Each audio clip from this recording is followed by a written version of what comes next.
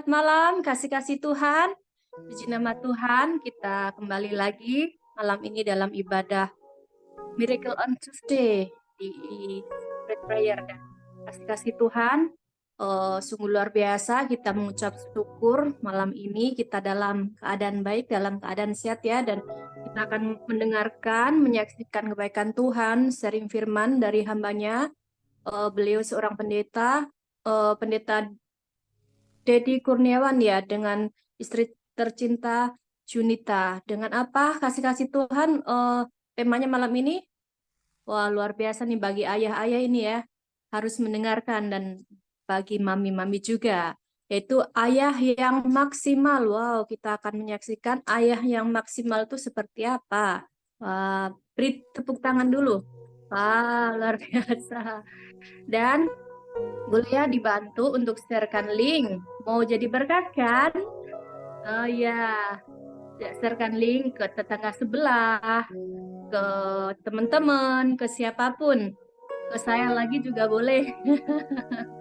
Dan kita malam ini juga akan dilayani oleh worship leader kita, Bro Erik, seperti telah kita ketahui ya. Dan juga mari kita kasih Tuhan, kita doa membuka dulu dan kita akan dipimpin oleh Bu Susan. Silakan Bu Susan. Ora takarawasi kara lama sih. Terima kasih Tuhan, Kau sungguh baik Tuhan. Hari ini Tuhan, di Miracle on Tuesday ini Tuhan, Kau kumpulkan kami Tuhan, orang-orang percaya Tuhan, orang-orang dahsyat dan luar biasa Tuhan Yesus. Untuk kembali Tuhan Yesus, bersama-sama dengan kekasih-kekasih-Mu ini Tuhan Yesus. Kami percaya Tuhan Yesus, apa yang akan hamba-Mu sampaikan Tuhan Yesus, Kau mau sucikan, kuduskan, urapi Tuhan, menjadi kesaksian dalam kehidupannya Tuhan, untuk dibagikan bagi kami semuanya Tuhan. Terima kasih Yesus. Dan kami berdoa untuk Erik Tuhan Yesus, kiranya Tuhan Yesus kasih kemurahan-Mu melimpah atas Erik Tuhan Yesus. Terima kasih Tuhan, pimpin kami semua dengan Roh Kudus-Mu Tuhan Yesus, dari awal, pertengahan, hingga akhirnya Tuhan Yesus. Kami memerlukan Tuhan Yesus jawaban-jawaban doa Tuhan. Kami percaya Tuhan, kami akan terima Tuhan mujizat-Mu. Kami akan terima Tuhan kekuatan yang Kau berikan Tuhan Yesus. Kami bersyukur Tuhan, malam ini malam yang luar biasa Tuhan. Sampaikan isi hati-Mu Tuhan. Pakai hamba-Mu ini Tuhan. Setiap kami yang terlibat Tuhan, kami percaya Tuhan, kami akan menerima janji-janji-Mu Tuhan. Di dalam nama Tuhan Yesus Kristus, kami yang sudah diberkati, mari sama-sama katakan amin, amin, amin. Silakan Michelle. Amin. Terima kasih Bu Susan. Dan kasih Tuhan, kita akan bersukacita, kita akan memuji Tuhan. Tapi boleh ya, kameranya dibuka biar kita sama-sama, dia lagi pujian penyembahan beneran nih. Dia lagi nyembah beneran nih, bukan sambil tidur-tiduran ya, nanti Tuhan marah. Maksudnya yang nggak sibuk ya boleh, kita harus benar-benar sungguh-sungguh ya, kecuali lagi sibuk nggak apa-apa, off cam. Nanti saya juga kalau lagi sibuk saya akan off cam. Oke, kasih Tuhan, mari kita sambut pujian dan penyembahan ini dengan sukacita. Silakan Bu Erik.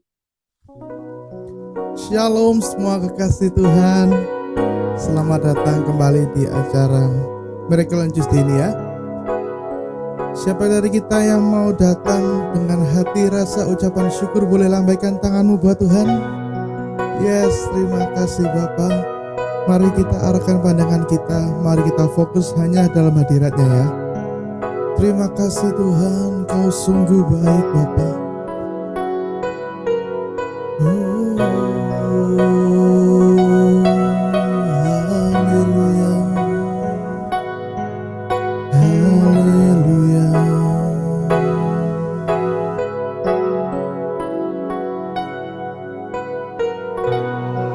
Engkau baik Tuhan,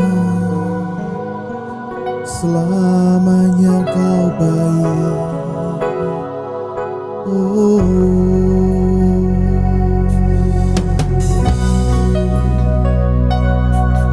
Ini kami anak-Mu, datang kepadamu mengucap syukur.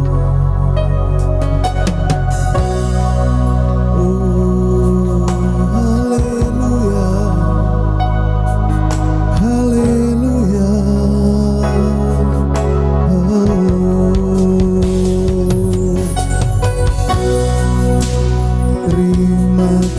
kasih Tuhan, Engkau baik, Kau sungguh baik. We worship you Jesus, we worship you Jesus.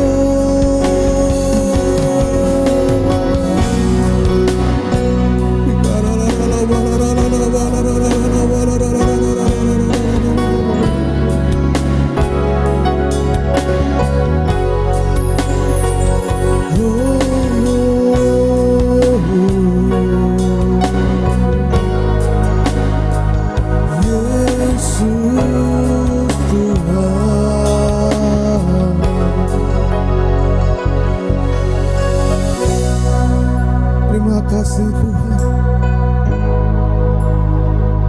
Terima kasih buat setiap kasih-Mu yang memenuhi setiap kami Bapa.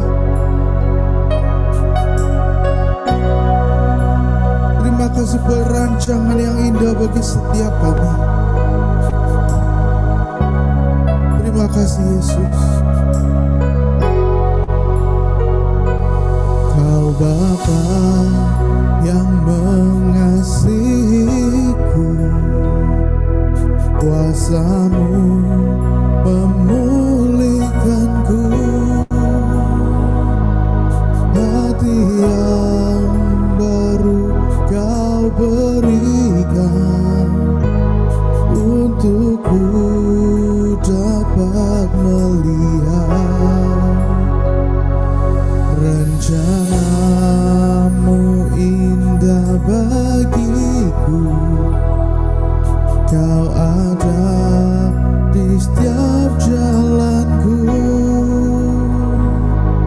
hatiku haus dan lapar akan Engkau. Kaulah segalanya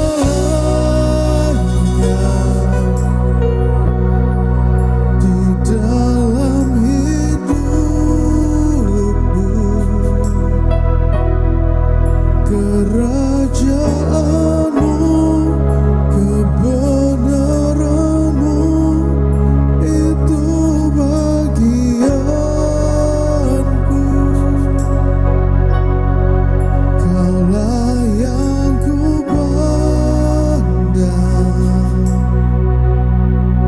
selama hidupku.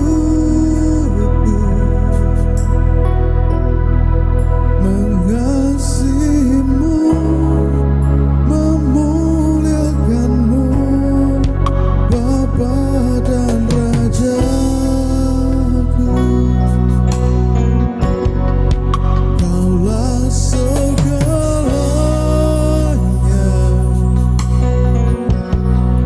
di dalam hidupku.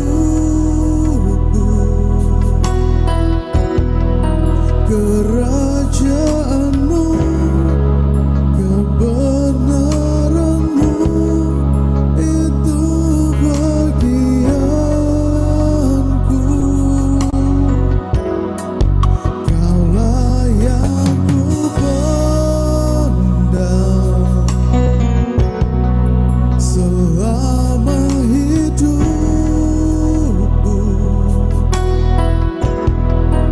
Mengasihi-Mu, memuliakan-Mu, Bapa dan Rajaku.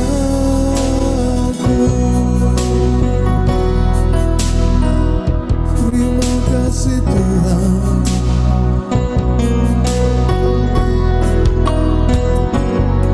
Kau Bapa yang mengasihiku, kuasa-Mu memulihkanku, hati yang baru Kau berikan untukku dapat melihat rencana-Mu indah bagiku.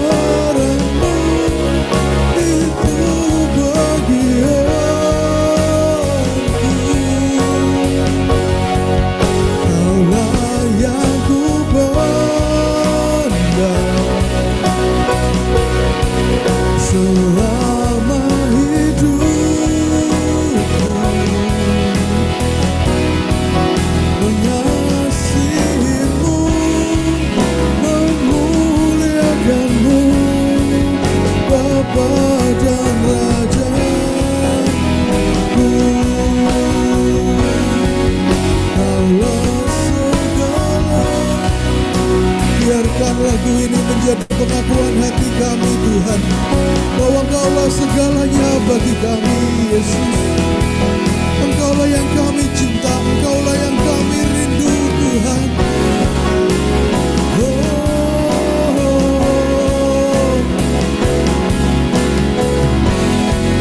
Hanya Engkaulah yang kami selalu pandang, Bapa.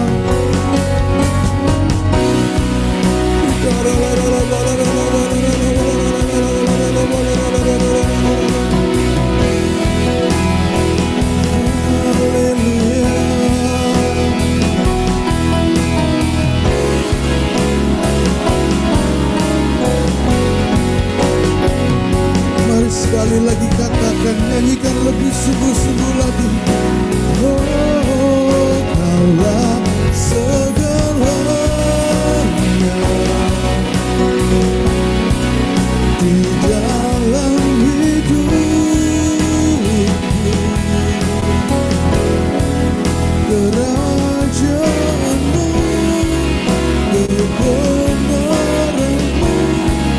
itu bagianku.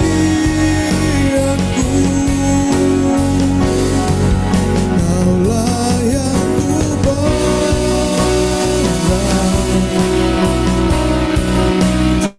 selama hidupku. Mengasihimu, memuliakanmu, Bapa dan Raja.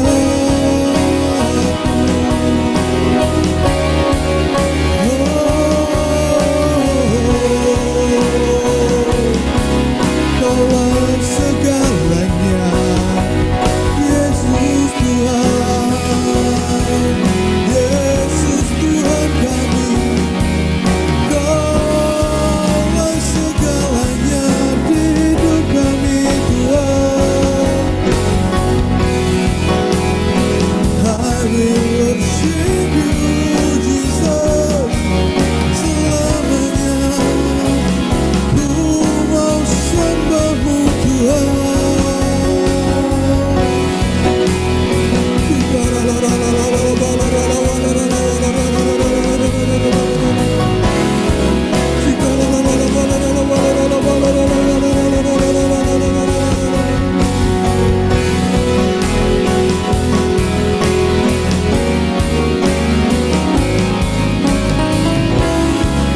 Terima kasih Tuhan.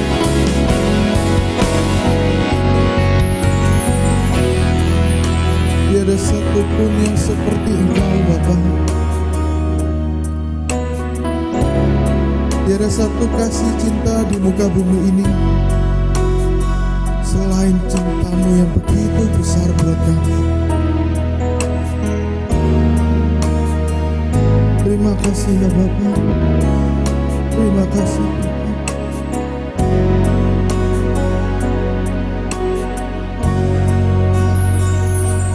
Tiada yang seperti Engkau, begitu mengasihiku. Kau Tuhan sanggup menjawab semua seru doaku.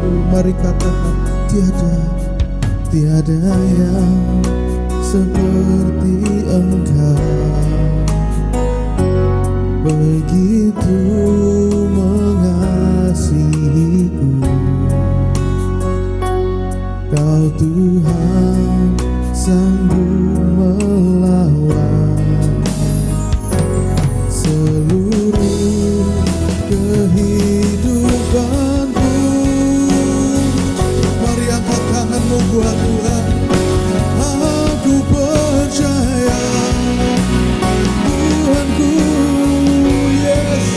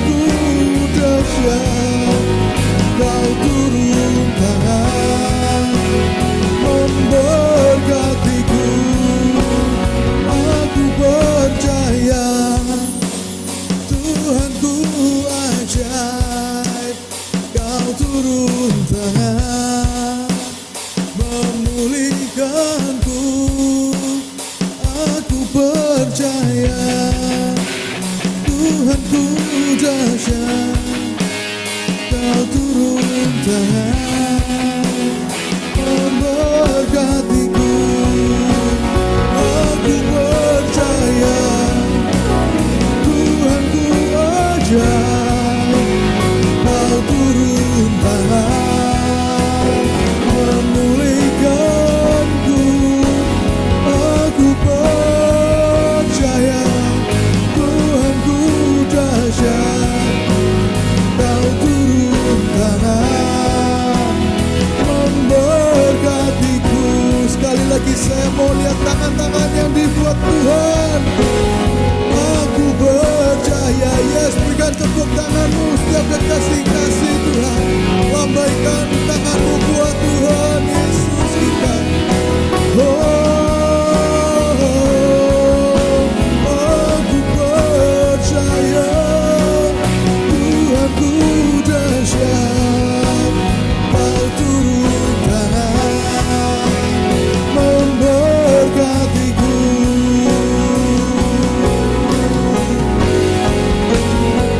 Sebab Kau besar, perbuatanmu ajaib, tiada seperti Engkau, tiada seperti Engkau. Sebab Kau besar, perbuatanmu ajaib, ya Tuhan, tiada seperti Engkau. Sebab Kau besar, perbuatanmu ajaib, tiada seperti Engkau, tiada seperti Engkau. Sebab Kau besar, perbuatanmu ajaib, tiada seperti Engkau. Mari katakan tiada sepertimu, tiada seperti Engkau.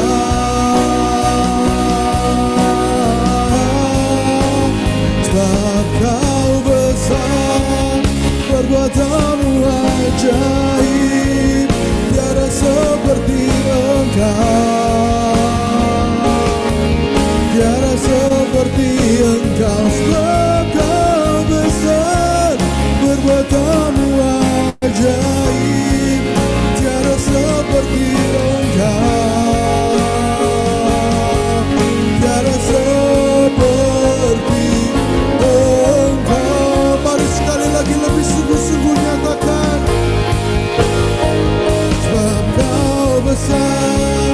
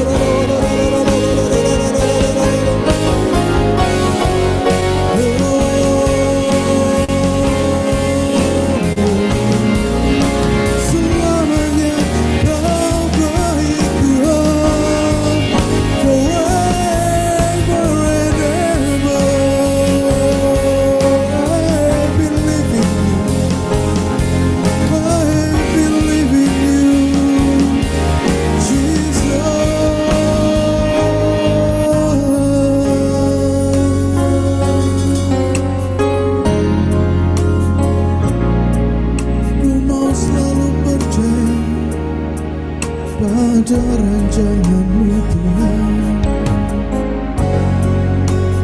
Terima kasih Tuhan.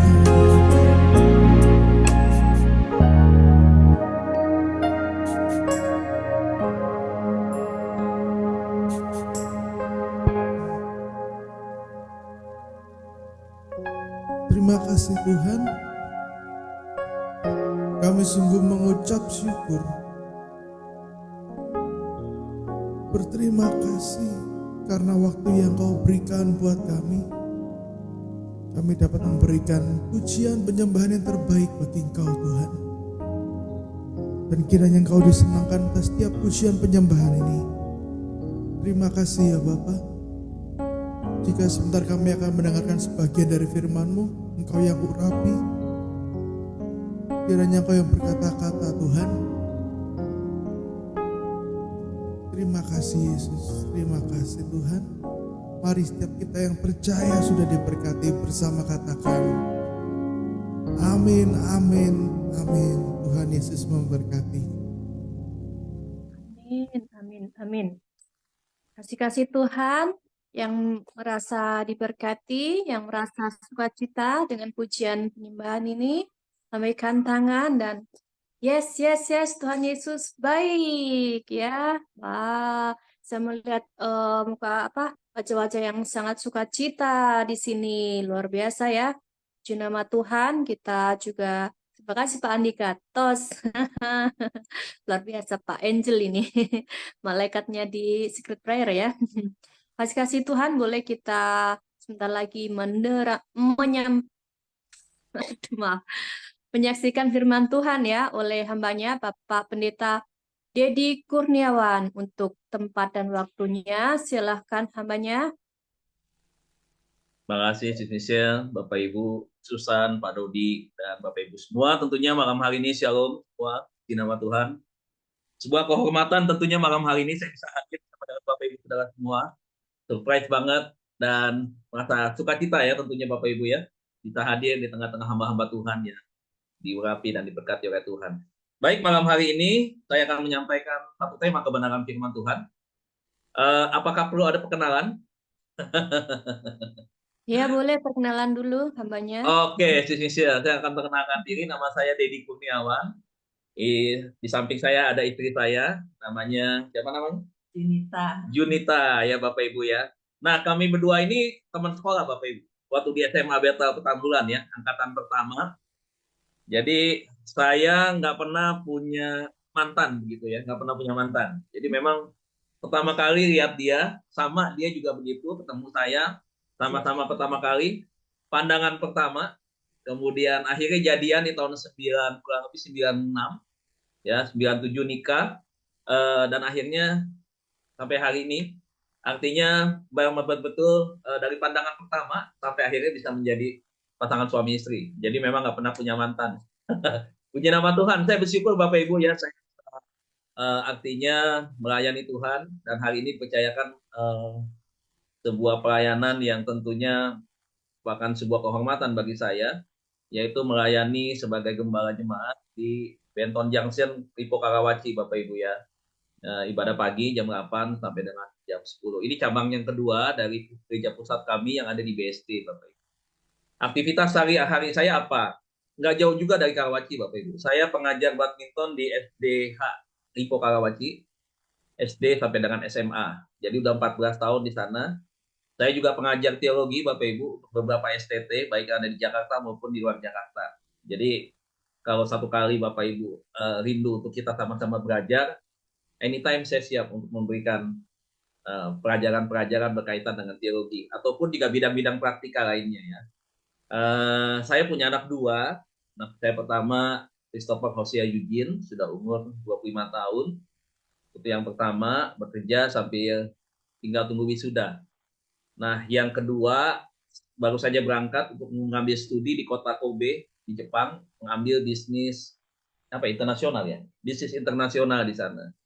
Jadi itu anak cuma dua. Nah, tinggal di BSD di Serpong Bapak Ibu ya. Jadi kalau satu kali lewat BSD, arah yang Ciater atau Pasar Modelan ya boleh kontak lah, kita ngobrol ya. Saya pikir itu aja pertemuan pertemuan. Perkenalan kita malam hari ini Bapak Ibu di dalam pertemuan kita yang pertama. Nah, baik, kita akan bersama-sama hari ini mengupas kebenaran firman Tuhan dengan satu tema, yaitu menjadi ayah yang maksimal, Bapak Ibu. Nah, kenapa saya membawakan tentang pembahasan ini? Karena menjadi ayah maksimal itu bukan berarti hanya sekedar menjadi ayah yang hebat cari duit. Menjadi ayah yang maksimal itu bukan karena ayahnya itu punya jabatan tinggi di perusahaan. Ayah yang maksimal itu bukan seberapa gantengnya papa, ya, seorang ayah itu, ya. Bukan betapa humorisnya seorang ayah, bukan. Tetapi seorang ayah yang maksimal adalah seorang ayah yang menjalankan fungsi dan perannya secara maksimal atau 100% secara bersamaan. Ya, jadi peran dan fungsinya berjalan bersama dan perannya itu maksimal. Nah, ini Bapak Ibu yang kita bahas malam hari ini. Nah, kalau kita melihat dinamika kehidupan anak-anak muda kita hari-hari ini, saudara bisa melihat ya beberapa kasus-kasus yang terjadi berkaitan dengan kasus-kasus kenakalan anak-anak muda. Nah, kita bisa melihat sebenarnya kenapa munculnya banyak kasus-kasus yang terjadi di kalangan anak muda. Nah, kita tidak bisa menyalahkan bahwa ini adalah fenomena atau bagian daripada teknologi yang begitu canggih, dinamika perubahan dunia yang semakin berkembang. Tidak sekedar itu, ya. Tetapi saudara, yang di sini harus diperhatikan juga adalah bagaimana peran yang maksimal, peran yang baik dari seorang ayah ketika memimpin dalam sebuah komunitas yang Tuhan percayakan, yaitu berbicara tentang keluarga. Saudara, kalau sebelum kita membahas tentang ayah, suami, laki-laki, kita harus tarik dulu ke depan. Kemana? Kita kejadian. Ketika laki-laki dijadikan laki-laki, itu bukan berarti ada sifat-sifat yang memang diciptakan dengan kesempurnaan daripada Tuhan. Tetapi bukan berarti tidak ada kekurangan pada diri Adam. Kita bisa melihat, saudara, ternyata dari beberapa hal yang dipercayakan oleh Tuhan kepada Adam, yang pertama adalah dia diciptakan pertama kali. Nah, kenapa dia diciptakan pertama kali? Karena kita lihat ini berkaitan dengan payung otoritas. Bahwa laki-laki diciptakan pertama kali itu adalah sebagai leader, sebagai pemimpin. Dia diberikan otoritas oleh Tuhan. Nah, itu yang pertama, ya, sebagai seorang pemimpin tentunya. Yang kedua, dia diberikan kepercayaan oleh Tuhan untuk apa? Melakukan sebuah tugas. Dia sebagai seorang manajer. Jadi kalau kita lihat di dalam Kejadian pasal 2 ayat 15, dia dipercayakan Tuhan menjadi pengelola taman. Dipercayakan untuk mengerjakan semua yang sudah dipercayakan Tuhan sepenuhnya kepada dia. Ada profesi, ada pekerjaan, ada tanggung jawab yang dibebankan kepada dia. Itu yang kedua. Yang ketiga, sebagai apa? Sebagai seorang suami. Kenapa? Karena Tuhan berkata di dalam Kejadian pasal 2 ayat 18, tidak baik seorang diri saja. Aku akan menciptakan orang penolong yang sepadan, yang sama sejajar kedudukannya. Bukan berarti kalau berbicara tentang otoritas, suami di atas, istri di bawah. Tidak. Tuhan menciptakan itu sama. Sama setingkat begitu. Ya. Jadi tidak ada yang lebih merasa lebih hebat, tidak ada, semuanya saling membutuhkan, saling memperlengkapi begitu. Ya, ini berbicara tentang pria sebab statusnya sebagai seorang suami. Setelah itu apa yang terjadi? Diberikan lagi oleh Tuhan sebagai apa? Sebagai inisiator. Inisiatornya itu apa? Di dalam Kejadian pasal 2 ayat yang ke-20, yaitu apa? Diberikan kepercayaan oleh Tuhan untuk mengasih nama nih binatang-binatang dan seterusnya. Setelah itu barulah Tuhan menciptakan seorang penolong. Yang ada rumusnya 1 tambah 1 sama dengan 1. Dari mana Pak rumus 1 tambah 1 sama dengan 1? Lihat. Adam adalah satu pribadi. Diambil dari tulang rusuknya sebanyak 24. Tulang rusuk Adam sama kita sama nih 24. Ya, diambil 1. Diambil 1 dibangun seorang perempuan. Ya, 1 kan perempuan dibangun. Kemudian dipersatukan lagi sama Tuhan. Ini udah Adam, ini perempuan nih. Diambil dari tulang rusuk. Kemudian setelah jadi seorang wanita dipersatukan. Ya, sama dengan apa? 1 Kejadian pasal 2 ayat yang ke-24. Sebab itu seorang laki-laki akan meninggalkan ayah dan ibunya dan bersatu dengan istrinya sehingga keduanya menjadi satu daging. Jadi laki-laki dan perempuan dipersatukan di dalam pernikahan itu menjadi satu. Saudara lihat, perhatikan. Setelah dipersatukan, ini kan sudah menjadi family, sudah menjadi keluarga. Sudah ada status antara suami dan istri. Betul ya, saudaraku ya? Status Adam sebagai suami, Hawa sebagai istri. Saudara lihat, di dalam membangun rumah tangga, makanya seringkali saya bilang, cara iblis itu sudah terdeteksi dari awal sebenarnya. Saya sudah kasih tahu kepada setiap nih kita keluarga-keluarga Kristen supaya hati-hati berbicara tentang keluarga family, begitu. Nah, kenapa mesti hati-hati? Lihat, setelah mereka dipersatukan baru muncul masalah, betul nggak? Ada masalah apa? Ada godaan. Ada godaan yang datangnya dari si jahat untuk apa? Menghancurkan pasangan suami istri. yang berusaha untuk menghancurkan rumah tangga. Ini mereka belum punya anak nih, mereka masih pasangan suami istri. Tetapi ada upaya-upaya iblis untuk menghancurkan rumah tangga, keluarga. Sebenarnya ini sudah dari dulu sudah ada. Tapi seringkali banyak orang tidak waspada. Banyak orang mungkin tidak memahami secara mendetail tentang apa yang ditulis dalam Alkitab. Sehingga seringkali akhirnya banyak keluarga-keluarga sasaran tembak. Dari mana menjadi sasaran tembak yang seperti itu? Kita lihat, ada pria-pria tidak maksimal. Ada pria-pria yang hanya, mohon maaf berbicara saudaraku, hanya bisa untuk cari uang, hanya untuk menafkahi keluarganya, tetapi di dalam peran dan fungsinya tidak ada sama sekali. Saudara, kalau kita lihat akhirnya setiap keluarga, kalau kita lihat di keluarga yang pertama ini, maka iblis berusaha untuk menghancurkan itu. Lewat apa? Lewat Hawa. Nah, kenapa saudara lewat Hawa? Kita bisa melihat kesalahan Adam. Adam tidak membangun komunikasi dengan Hawa. Tidak ada komunikasi antara Adam sebagai suami dengan istrinya. Yang sebagai penolong itu, saudara. Dari mana Pak? Komunikasi tentang apa? Lihat, waktu dia pertama kali diciptakan seorang diri, nih, belum ada Hawa. Tuhan sudah berkata, nih di pohon di taman ini ada 3 pohon. Pohon yang mana? Ini ada pohon 3 jenis. Yang satu pohon yang menghasilkan buah, buahnya boleh dimakan, kata Tuhan. Satu pohon lagi, yang kedua, adalah pohon yang tidak ada buah-buahannya, yang tidak ada buahnya. Ya, ini pohon yang memang memberikan, misalkan kalau sekarang ya, memberikan oksigen begitu ya, dampaknya walaupun dia tidak menghasilkan buah, dia tidak ada buahnya. Tetapi ada satu lagi yang ketiga, yang diperintahkan oleh Tuhan kepada Adam supaya jangan dimakan. Yaitu apa? Pohon pengetahuan yang baik dan yang jahat. Ada buahnya di sana, dan itu jangan dimakan. Adam tahu nggak tentang hal itu? Tahu. Adam diberikan kepercayaan kepada Tuhan, supaya apa? Supaya nanti dia tidak melanggar, untuk taat. Gitu. Tapi apa yang terjadi, saudaraku? Di dalam perjalanannya setelah sang penolong diciptakan, ya, satu kali, si Hawa kan nggak tahu, saudara, tentang hal itu.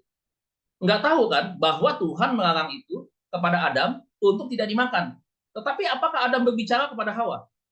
Tidak ada, saudara. Tidak ada. Seharusnya dia berbicara. Kepada sang penolong seharusnya dia berbicara. Umpama kata saya, ada sang penolong di samping saya. Tapi ada satu problem, satu persoalan yang mungkin saya tidak bisa memutuskan sendiri begitu. Saya harus mengambil sebuah keputusan apa untuk berbicara, untuk berkomunikasi, untuk berunding. Nah, pada peristiwa Taman Eden tidak ada komunikasi yang terjalin antara Adam dengan Hawa. Di dalam hal itu tadi, larangan, perintah yang Tuhan kasih tahu. Karena Hawa diciptakan belakangan, Hawa tidak tahu. Tetapi seharusnya Hawa tahu ketika si Adam berkomunikasi, menyampaikan hal itu. Nah, kita lihat hari-hari ini Bapak Ibu, ada satu kelemahan yang seringkali gagal di dalam rumah tangga, yaitu apa? Kurangnya komunikasi. Suami dan istri terlalu sibuk, asik dengan pelayanan, asik dengan pekerjaan, asik dengan bisnis, asik dengan hobi. Anak-anak masal bodoh. Anak-anak kemana? Nggak pernah ditanyain. Masing-masing hanya mengurusi kepentingan pribadinya. Sibuk dengan begitu banyak kegiatan, saudara. Nah, saya bukan berarti mengatakan bahwa pelayanan tidak bagus. Nanti saya akan masuk di dalam penyampaian tentang arti sebuah pelayanan. Kenapa kita mesti hati-hati juga. Artinya apa, saudaraku? Komunikasi tidak ada. Yang terjalin artinya apa? Berjalan sendiri-sendiri. Lalu sibuk. Nah, inilah saudara, kenapa seringkali nggak usah heran ada anak-anak muda yang terlibat di dalam pembunuhan. Ada anak-anak muda remaja yang masih kuliah terlibat di dalam kasus-kasus kriminal lainnya, terlibat narkoba dan sebagainya. Kita lihat Mario Dendi contohnya, kita bisa lihat. Ada lagi anak-anak muda beberapa hari yang lalu kita juga bisa melihat ya. Ada tadi pagi saya lihat di TikTok ada pelaku penusukan terhadap dokter gigi masih muda juga. Kenapa bisa begitu? Semua dimulai dari keluarga. Nah, kita harus tahu bahwa rancangan iblis adalah rancangan yang berusaha untuk menghancurkan setiap rumah tangga. Dan oleh sebab itu kita harus waspada, terutama sebagai suami, sebagai laki-laki. Kita pemegang otoritas. Otoritas diberikan oleh Tuhan. Jadi posisi otoritas itu ada Tuhan Yesus, kemudian suami, istri, baru anak-anak. Dalam proses penciptaan juga begitu. Laki-laki, perempuan, baru melahirkan anak-anak. Dalam proses apa? Penyatuan yang Tuhan berikan lewat pendekatan, ya, lewat pernikahan. Nah, ini yang awalnya harus kita pahami, Bapak Ibu. Nah, sekarang kita kembali kepada peran ayah yang maksimal. Itu apa? Yaitu tadi, ayah yang mengerti tentang peran dan fungsinya. Menjalankan tugas, peran dan fungsinya secara bersamaan dengan baik. Tidak setengah-setengah. Makanya di dalam pendidikan agama Kristen, ada peran ayah, ada peran ibu. Ada fungsi ayah, fungsi ibu. Bukan berarti dibagi 50%, 50%. Tidak. Ayah dan ibu harus menjalankan fungsi dan perannya, masing-masing harus maksimal, yaitu 100% masing-masing. Jadi tidak ada yang 50-50, ada pembagian tugas. Tidak bisa. Itu tidak maksimal. Oke, itu temanya beda, saudara. Nah, kali ini kita belajar, Bapak Ibu, ya. Kalau kita melihat hari-hari ini kasus Jadi berkaitan dengan keluarga bukan hanya tingkat perceraian, bukan hanya tingkat KDRT, saudara, tetapi juga kasus-kasus kekerasan yang seringkali terjadi antara orang tua terhadap anak, anak terhadap orang tua juga demikian. Saudara. Problematikanya di dalam rumah tangga itu begitu banyak sekali, Bapak Ibu Saudara ya. Jadi ada peluang-peluang memang yang kalau kita tidak jaga, kalau memang kita tidak waspada, wah iblis bisa datang untuk merusaknya. Jujur nih Bapak Ibu ya, jujur Bapak Ibu, saya kan memang pernah punya pengalaman kehidupan saya dari kecil memang dari seperti ini. Seorang anak yang broken home sejak usia 5 tahun tanpa mengenal papa, dekat dengan papa. Adik saya 0 tahun. Maksudnya masih bayi, proses baru lahir juga apalagi dia tidak pernah mendapatkan perhatian dari seorang laki-laki. Nah di dalam proses perjalanan itulah Bapak Ibu, saya menyadari bahwa betapa pentingnya ya dan betapa rapuhnya apabila satu keluarga, apabila seorang ayah tidak ada di dalam rumah tangga, tidak bisa menjalankan fungsi dan perannya dengan maksimal. Seperti apa gitu? Ya harus ada seorang single mom yang merangkap juga sebagai single parent yang juga merangkap perannya menjalankan peran sebagai seorang laki-laki. Itu tidak maksimal juga, tidak bisa. Nah hari ini kita akan lihat saudara ya, kita akan lihat beberapa hal yang harus dikerjakan oleh seorang laki-laki atau seorang ayah di dalam menjalankan tugas tanggung jawabnya. Ya, kita akan lihat slide berikut ini. Yang pertama saudara laki ya. Sebentar ya Bapak Ibu ya.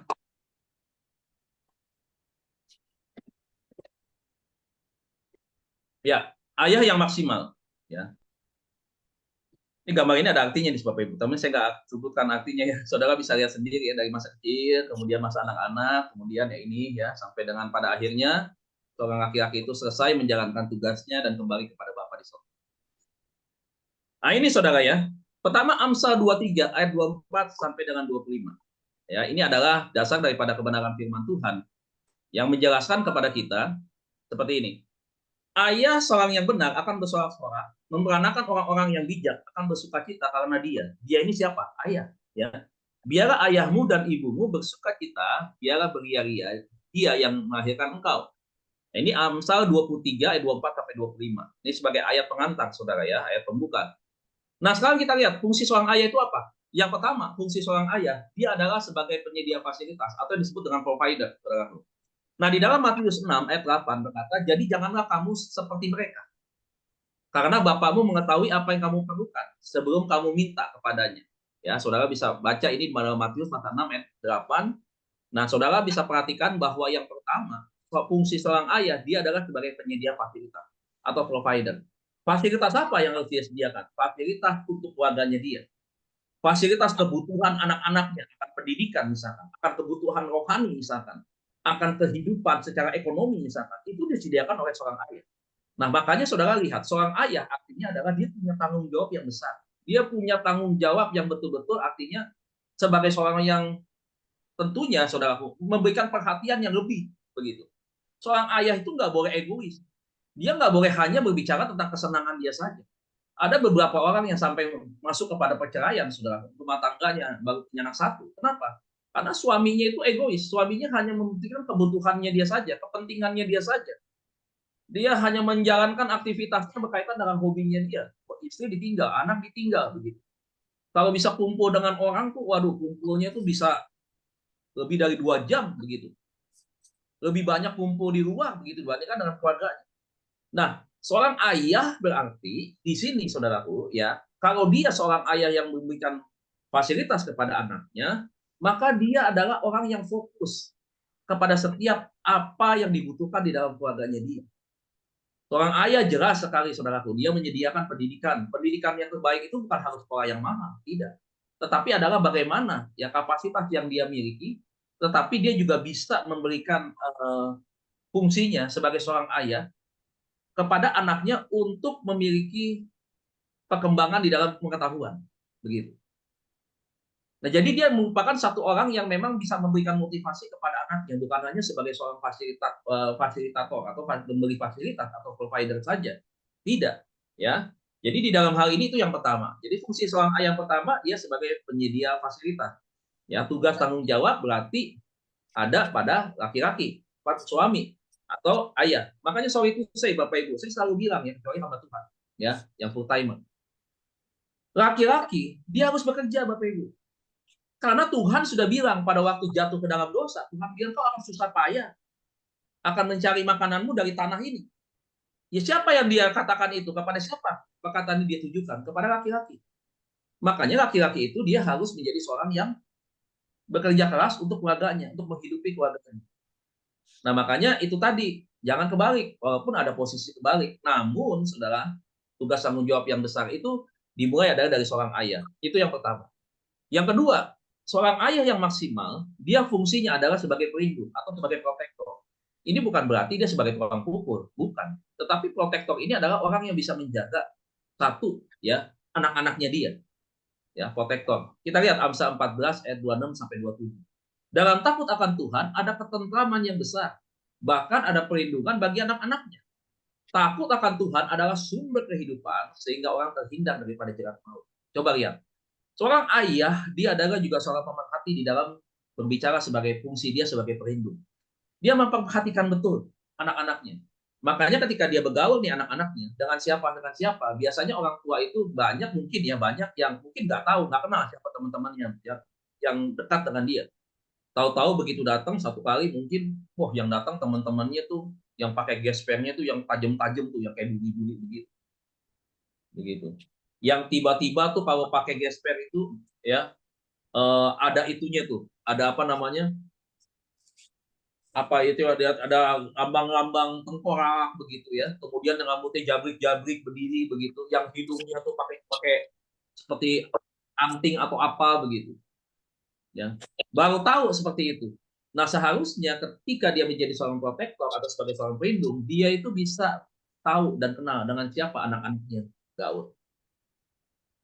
Jadi dia bisa lihat, oh si A, si B, oh iya keluarganya seperti apa begitu. Dan dia menjaga anak-anaknya supaya anak-anaknya bisa apa namanya? punya kesadaran dan anak-anaknya bisa memahami bahwa orang tuanya memperhatikan itu demi kebaikannya dia. Jadi tidak ada pola pembiaran. Nah, seorang ayah yang baik dia tidak akan ada pola pembiaran, tetapi dia ada pola apa? Dia ada pola yang membimbing anak-anaknya, memberikan pemahaman kepada anak-anak. Nah, kalau bergaul jangan salah ya. 1 Korintus 15 ayat 33-34 berkata jangan sesat. Pergaulan buruk merusak kebiasaan yang baik. Kau anak yang baik, tapi kalau kau salah jalan, kau salah bergaul, kau salah memilih teman, maka bisa saja kau mengalami perubahan di dalam karaktermu, di dalam sikapmu, di dalam banyak hal kau akan berubah. Dari yang baik bisa menjadi yang tidak baik.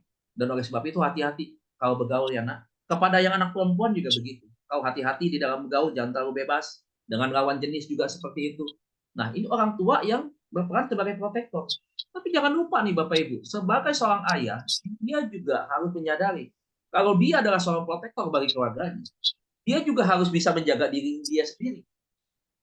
Supaya apa? Supaya dia tidak juga terjatuh dengan berbagai macam jerat. Saudara bisa bayangkan tugas seorang ayah atau fungsi seorang ayah ini berarti tidak mudah. Dia sebagai protektor bagi keluarga, tetapi dia harus bisa menjaga dirinya dia sendiri. Bayangkan saudara, tadi saya mengatakan bahwa rumah tangga tanpa seorang laki-laki, tanpa seorang ayah, tentunya akan banyak masalah, ya, akan banyak masalah. Dan itu kita bisa melihat fakta yang terjadi. Yang ketiga, sebagai pengambil keputusan atau decision maker, saudara. Jadi seorang ayah pengambil keputusan. Dan di dalam Matius 8 ayat 21 dan 22 berkata, seorang lain yaitu salah seorang muridnya berkata kepada Tuhan, izinkanlah aku pergi dahulu menguburkan ayahku. Tetapi Yesus berkata kepadanya, ikutlah aku, dan biarlah orang mati menguburkan orang mati mereka. Jadi saudara lihat, ini adalah keputusan yang salah satunya adalah ketika Tuhan Yesus dihadapkan pada satu di antara dua pilihan. Mengizinkan salah seorang muridnya untuk mengikuti atau pergi menguburkan ayahnya, atau pada waktu itu ya mengikut Yesus ya untuk melayani saudara. Nah jadi kalau kita bisa melihat bahwa ketika orang pria mengambil keputusan, tentunya juga bukan sekedar keputusan yang sifatnya tanpa perhitungan, tidak. Saudara, saya tidak bahas dari sisi biblika ya dalam hal ini ya, Matius 8, 21 dan 22 dengan pendekatan hermeneutik, ya, studi kata dan lainnya. Tetapi yang saya ingin sampaikan di sini adalah sebagai seorang pria, sebagai seorang suami, sebagai seorang ayah, pengambilan keputusan itu ada pada laki-laki. Ya. Jadi pengambilan keputusan itu didasarkan kepada pertimbangan-pertimbangan yang matang, bukan didasarkan sekedar emosi atau apalagi ya sekedar apa namanya ya, sekedar ada keputusan saja. Ya, tidak seperti itu. Itu sesuatu hal yang salah, itu sesuatu hal yang ceroboh. Kalau pengambilan keputusan tanpa pertimbangan, ya, itu yang ketiga. Jadi tentunya ada pertimbangan-pertimbangan ini yang memang bagian daripada fungsi seorang ayah. Yang keempat, saudara, ya, sebagai pendamping setia istri atau ibu, ya. Kejadian pasal 2 ayat 24, sebab itu seorang laki-laki yang meninggalkan ayahnya dan ibunya dan bersatu dengan istrinya, sehingga keduanya menjadi satu daging. Nah, di dalam Lukas 2 ayat 51 juga berkata, lalu ia pulang bersama-sama dengan mereka ke Nazaret dan ia tetap hidup dalam asuhan mereka dan ibunya menyimpan semua perkara itu di dalam hatinya. Ya, ini eh, peran dari seorang ibu ya sebagai seorang pendamping bagi suami. Ya, itu fungsi. Nah, sekarang kita lihat peran. Nah, apa peran seorang ayah? Yang pertama adalah sebagai seorang pendidik atau edukator. Di dalam Amsal 22 ayat 26 dikatakan bahwa didiklah orang muda menurut jalan yang patut baginya, maka pada masa tuanya pun ia tidak akan menyimpang dari jalan itu. Apa yang dikatakan oleh Amsal, saudara? Jadi seorang ayah, dia juga punya peran. Kalau tadi fungsi, sekarang adalah perannya dia. Perannya dia adalah sebagai seorang pendidik, sebagai seorang edukator, sebagai seorang guru bagi anak-anaknya dia. Saudara, apakah hari ini, ya, banyakkah pria-pria yang hari ini memberikan waktunya buat anak-anaknya menjadi seorang guru bagi anak-anak, menjadi seorang edukator, mengajarkan anaknya tentang arti etika, berbicara tentang moralitas, bagaimana harus menjaga moralitas, bagaimana harus menghargai nilai-nilai yang ada di masyarakat, kemudian juga norma-norma yang harus dipatuhi. Apakah Bapak mengajarkan ini nggak kepada anak-anaknya hari ini? Ada etika Kristen yang mengatur kehidupan kita, keluarga Kristen tentunya di dalam bermasyarakat, di dalam membangun hubungan dengan bersama. Nah, didiklah mereka itu. Sejak kapan? Ternyata sejak muda. Sejak muda itu berbicara tentang masa-masa di mana mereka itu sebenarnya itu bukan hanya berbicara tentang masa remaja, bukan. Tetapi ketika kita mendidik anak, kita mulai ketika anak mulai belajar untuk mengembangkan kognitifnya ya. Ada pola pikir itu anak ya. Dalam masa pertumbuhan usia itu kan beda-beda. Sejak kapan? Ya, sejak 5 tahun misalkan atau sebelumnya dari rumah ya ketika anak-anak sudah belajar mengenal tentang papahnya, kemudian mengenal lingkungannya, mengenal belajar ngomong begitu dan seterusnya, kita sudah mulai mengajarkan itu kepada anak. Nah, jadi inilah makanya ketika itu sudah dididik dari awal, maka pada masa tuanya pun kata Alkitab tidak akan menyimpang. Kenapa? Karena dia sudah dididik dalam kebenaran dengan Tuhan. Nah, ada pula di dalam pendidikan agama Kristen ketika kita bisa mendidik anak di usia 15 tahun, itu sudah terlambat. Sudah terlambat, sudah terbentuk, saudara. Makanya itu tadi, ini adalah sebuah tantangan bagi kita tentunya. Bagi saya misalkan sebagai seorang ayah tentunya. Ada punya waktu nggak untuk kita berbicara tentang hal ini, untuk mendidik anak-anak kita. Sebagai seorang edukator bagi anak-anak. Apa pertama kali tidak punya waktu? Kadang-kadang orang hanya berpikir begini, saya sekolahkan kamu ke sekolah yang mahal, saya bayar. Yang pakai bahasa Inggris, bahasa Jepang, bahasa-bahasa Mandarin, pokoknya dalam satu sekolahnya 3 bahasa, saya bayar. Pokoknya terima jadi. Nggak bisa begitu. Banyak orang tua, ya, banyak orang tua gini, merasa ketika sudah bisa sekolahkan anaknya di sekolah yang mahal, kemudian anaknya kalau minggu di sekolah minggu misalkan begitu, banyak orang tua berharap sudah beres, sudah selesai. Padahal tidak. Pendidikan yang paling utama itu dimulai dari mana? Dari keluarga, Pak. Bukan karena hebatnya sekolah di mana anak kita masuk sekolah di situ, bukan. Bukan berarti salah, tidak. Ya. Tetapi ini harus sinergi antara pendidikan di rumah, pendidikan di sekolah, dan pendidikan di gereja. Nggak bisa hanya menyalahkan gereja saja kalau terjadi sesuatu dengan seorang anak misalkan. Bagaimana sih ini guru sekolah minggu yang ngajar bagaimana sih? Bagaimana sih di gereja? Oh, anak saya akhirnya kena narkoba juga. Oh, jangan salahkan gereja. Kenapa? Karena kalau gereja hanya dipercayakan untuk sebagai pendidik secara utuh pada anak kita, nggak bisa juga, nggak balance, saudara. Jadi harus dimulai dari tadi. Bagaimana? Nah, lebih banyak anak itu kan bersama dengan keluarganya dia. Anak bisa tahu loh karakter mamanya seperti apa, papanya seperti apa, dia tahu. Mamanya sabar, atau papanya temperamen, atau papanya sabar, mamanya temperamen, anak bisa tahu. Ya setiap hari dia ada bersama-sama dengan papa mamanya kan, begitu. Lebih banyak waktunya sama papa mamanya. Saudara, gampang sebenarnya kita melihat seorang anak di sekolah ya. Saya sebagai seorang guru juga. Saya bisa lihat ini anak bagaimana di sekolah itu. Dari mana sih sebenarnya dia seperti itu? Sikap, perbuatan, karakternya, cara ngomongnya. Dari keluarga Bapak Ibu ketahuan sebenarnya. Begitu. Ada anak ya, kelas 2 SD. Saya pernah sampai ini waktu itu. Kaki saya lecet sedikit. Karena waktu itu ada terpleset di lapangan. Anak kelas 2 SD Bapak Ibu. Yang saya latih di pengembangan bakat mereka di badminton. Nggak disuruh, nggak minta nih saya Bapak Ibu. Dia pergi tuh ke head center. Dia ambil seperti handy press begitu. Dengan betadine, dengan kapas, dengan tisu. Dia bawa anterin saya. Mister, mana kakinya yang luka? Dia bersihkan itu kaki yang luka saya. Kemudian dia pakaikan betadine. Kemudian dia rap pakai yang menetes di bagian-bagian lain, dia pakaikan tisu seperti itu. Terakhir baru dia pakai antipas ke bagian yang luka saya. Saya kaget saudara melihat seorang anak usia sekitar 7-8 tahun begitu ya, kelas 2 SD. Punya inisiatif seperti itu. Dari mana dia bisa lakukan itu? Dari mana muncul seperti itu? Dari keluarga. Sopan santunnya bisa kelihatan. Nah, inilah Bapak Ibu, seorang ayah itu punya tugas, memang bukan tugas yang mudah. Tetapi tidak boleh diabaikan. Dia harus punya peran yang memang betul-betul bisa berdampak, bisa bermanfaat bagi anak-anak. Ya, sorry to say ini Bapak Ibu ya. Kita bolehlah seorang ayah, seorang suami yang hebat, sukses ya. Income-nya waduh, di atas kata-kata begitu. Penampilan apapun yang dimiliki itu juga berbeda dengan orang yang lain gitu. Semuanya pencapaian prestasinya hebat. Tapi kalau perannya nggak ada, repot betul. Repot. Makanya ada pola asuh orang tua itu. Seringkali yang kebanyakan adalah pola pembiaran dan otoriter.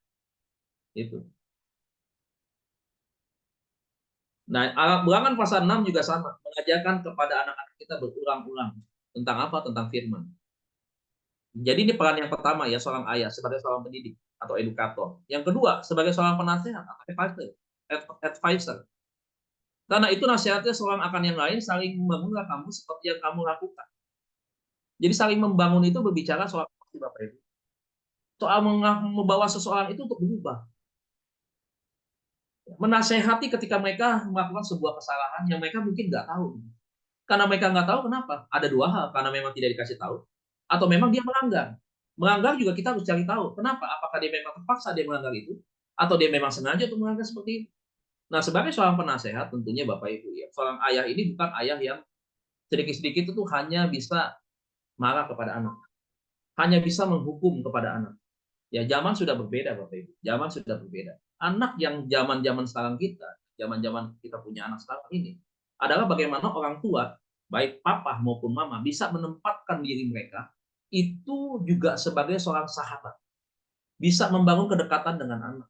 Ya, jadi ada keterbukaan ketika anak melakukan sesuatu yang dia rasa dia sudah melanggar, ada rasa yang tidak nyaman buat dia, untuk dia simpan di dalam hatinya. Sehingga dia mau berbicara. Tapi saudara bisa nggak seorang anak terbuka berbicara kepada orang tuanya? Kalau dikit-dikit orang tuanya temperamen, marah, emosi, menghakimi anak. Pokoknya udah salah, salah. Terima hukuman, dan seterusnya. Tidak mau mendengar.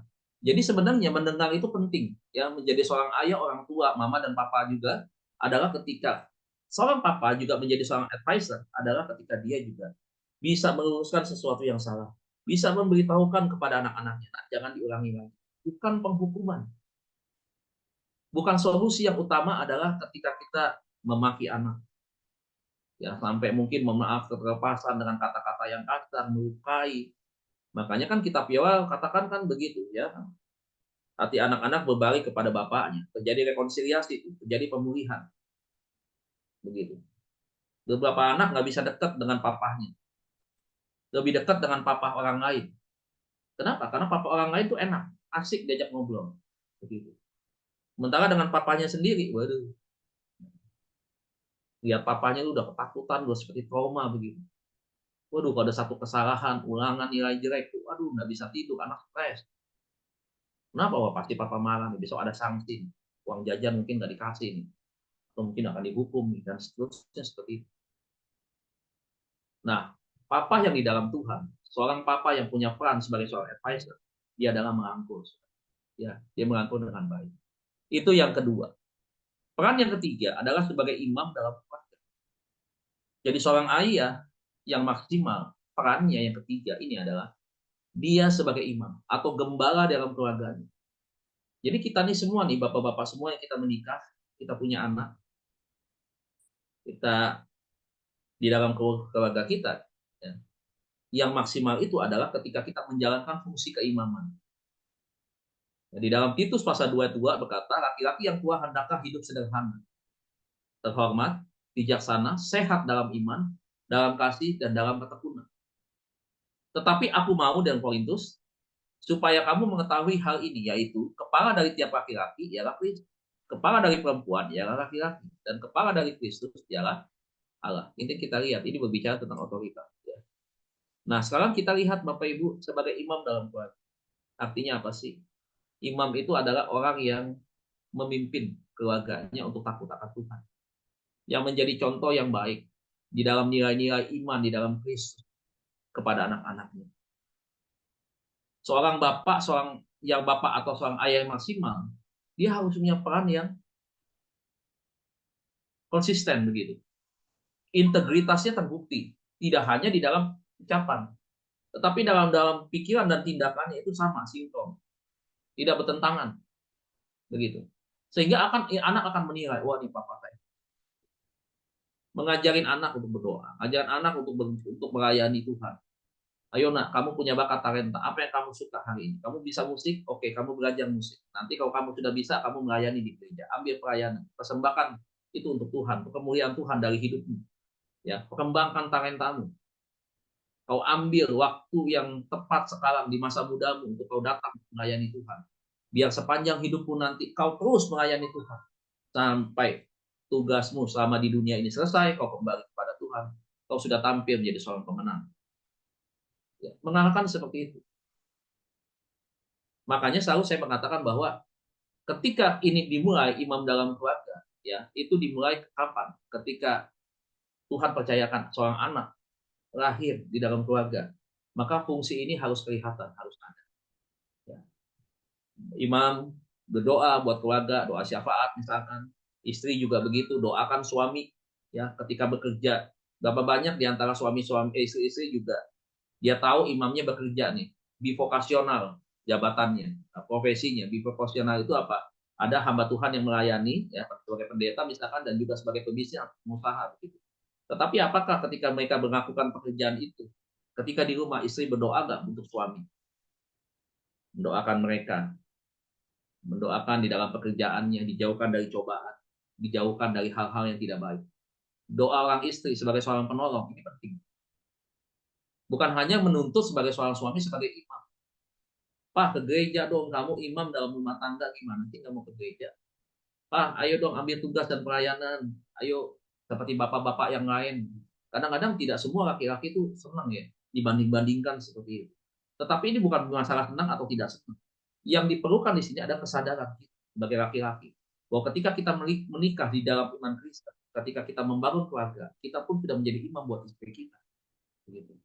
Kita membawa rumah tangga kita ini di dalam apa? Di dalam suasana surgawi. Yang menghadirkan shalom Tuhan atas rumah tangga. Ketika punya anak juga begitu sama. Bagaimana sekarang? Melayani ya, misalkan. Tetapi fungsinya sebagai imam itu tidak maksimal, tidak berjalan juga. Nah, ini yang menjadi sebuah tantangan. Nah, Bapak Ibu saudara kasih Tuhan, ini slide ya tentang peran itu ya, 3 peran, 4 fungsi daripada pembahasan kita malam hari ini, dan nanti akan sampaikan dalam bentuk lagi dalam bentuk inti khotbah malam hari ini. Saya akan cepat saja Bapak Ibu ya. Yang ingin saya sampaikan adalah sebuah kesaksian ketika saya mengajarkan sebuah pelayanan satu kali, ketika saya ada di penjara wanita, saudara, anak wanita ya. Satu kali saya berjumpa dengan seorang anak wanita yang melayani di tugas ya pelayanan di lapas wanita, anak wanita waktu itu. Saya kaget lihat anak ini, saudara, usianya masih muda. Satu kali dia memimpin sebagai worship leader. Waktu saya dengar dia memimpin worship leader itu, saya ada di bawah, saya lihat, saya perhatikan begitu. Itu suaranya bagus. Memimpin juga worship leader itu bagus, Bapak Ibu. Merasakan hadirat Tuhan itu, aduh, enak banget gitu, luar biasa. Ya. Terus waktu dia menyembah juga mengajak kita masuk di dalam penyembahan. Nyaman Bapak Ibu, begitu suasananya begitu enak begitu. Dan saya lihat dia juga menangis menitikan air mata. Satu kali ada rasa ingin tahu saya begitu kuat. Penasaran banget nih, karena saya baru pertama kali lihat si anak wanita ini. Selesai khotbah, selesai acara, kemudian kami salam-salaman. Dan tiba-tiba waktu dia datang salamin saya ajak ngobrol. Saya ajak ngobrol, kemudian dia mulai bercerita. Saya tanya, kamu namanya siapa? Dia sebut namanya, kemudian umurnya dia sebut, kemudian dia tinggal di mana dia sebut.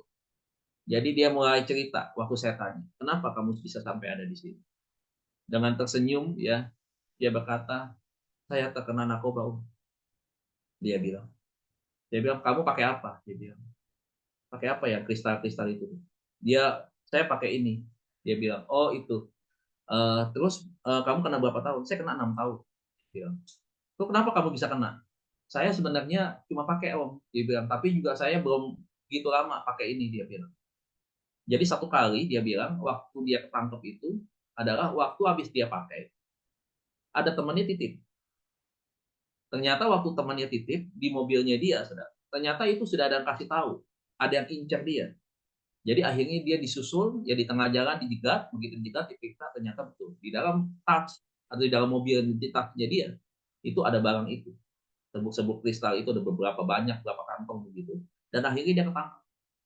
Nah waktu ditangkap diinterogasi dia bilang ini bukan barang saya, ini barang teman saya. Tetapi karena dia malamnya habis pakai itu, dia dites begini dan dia juga ternyata ketahuan sebagai pemakai.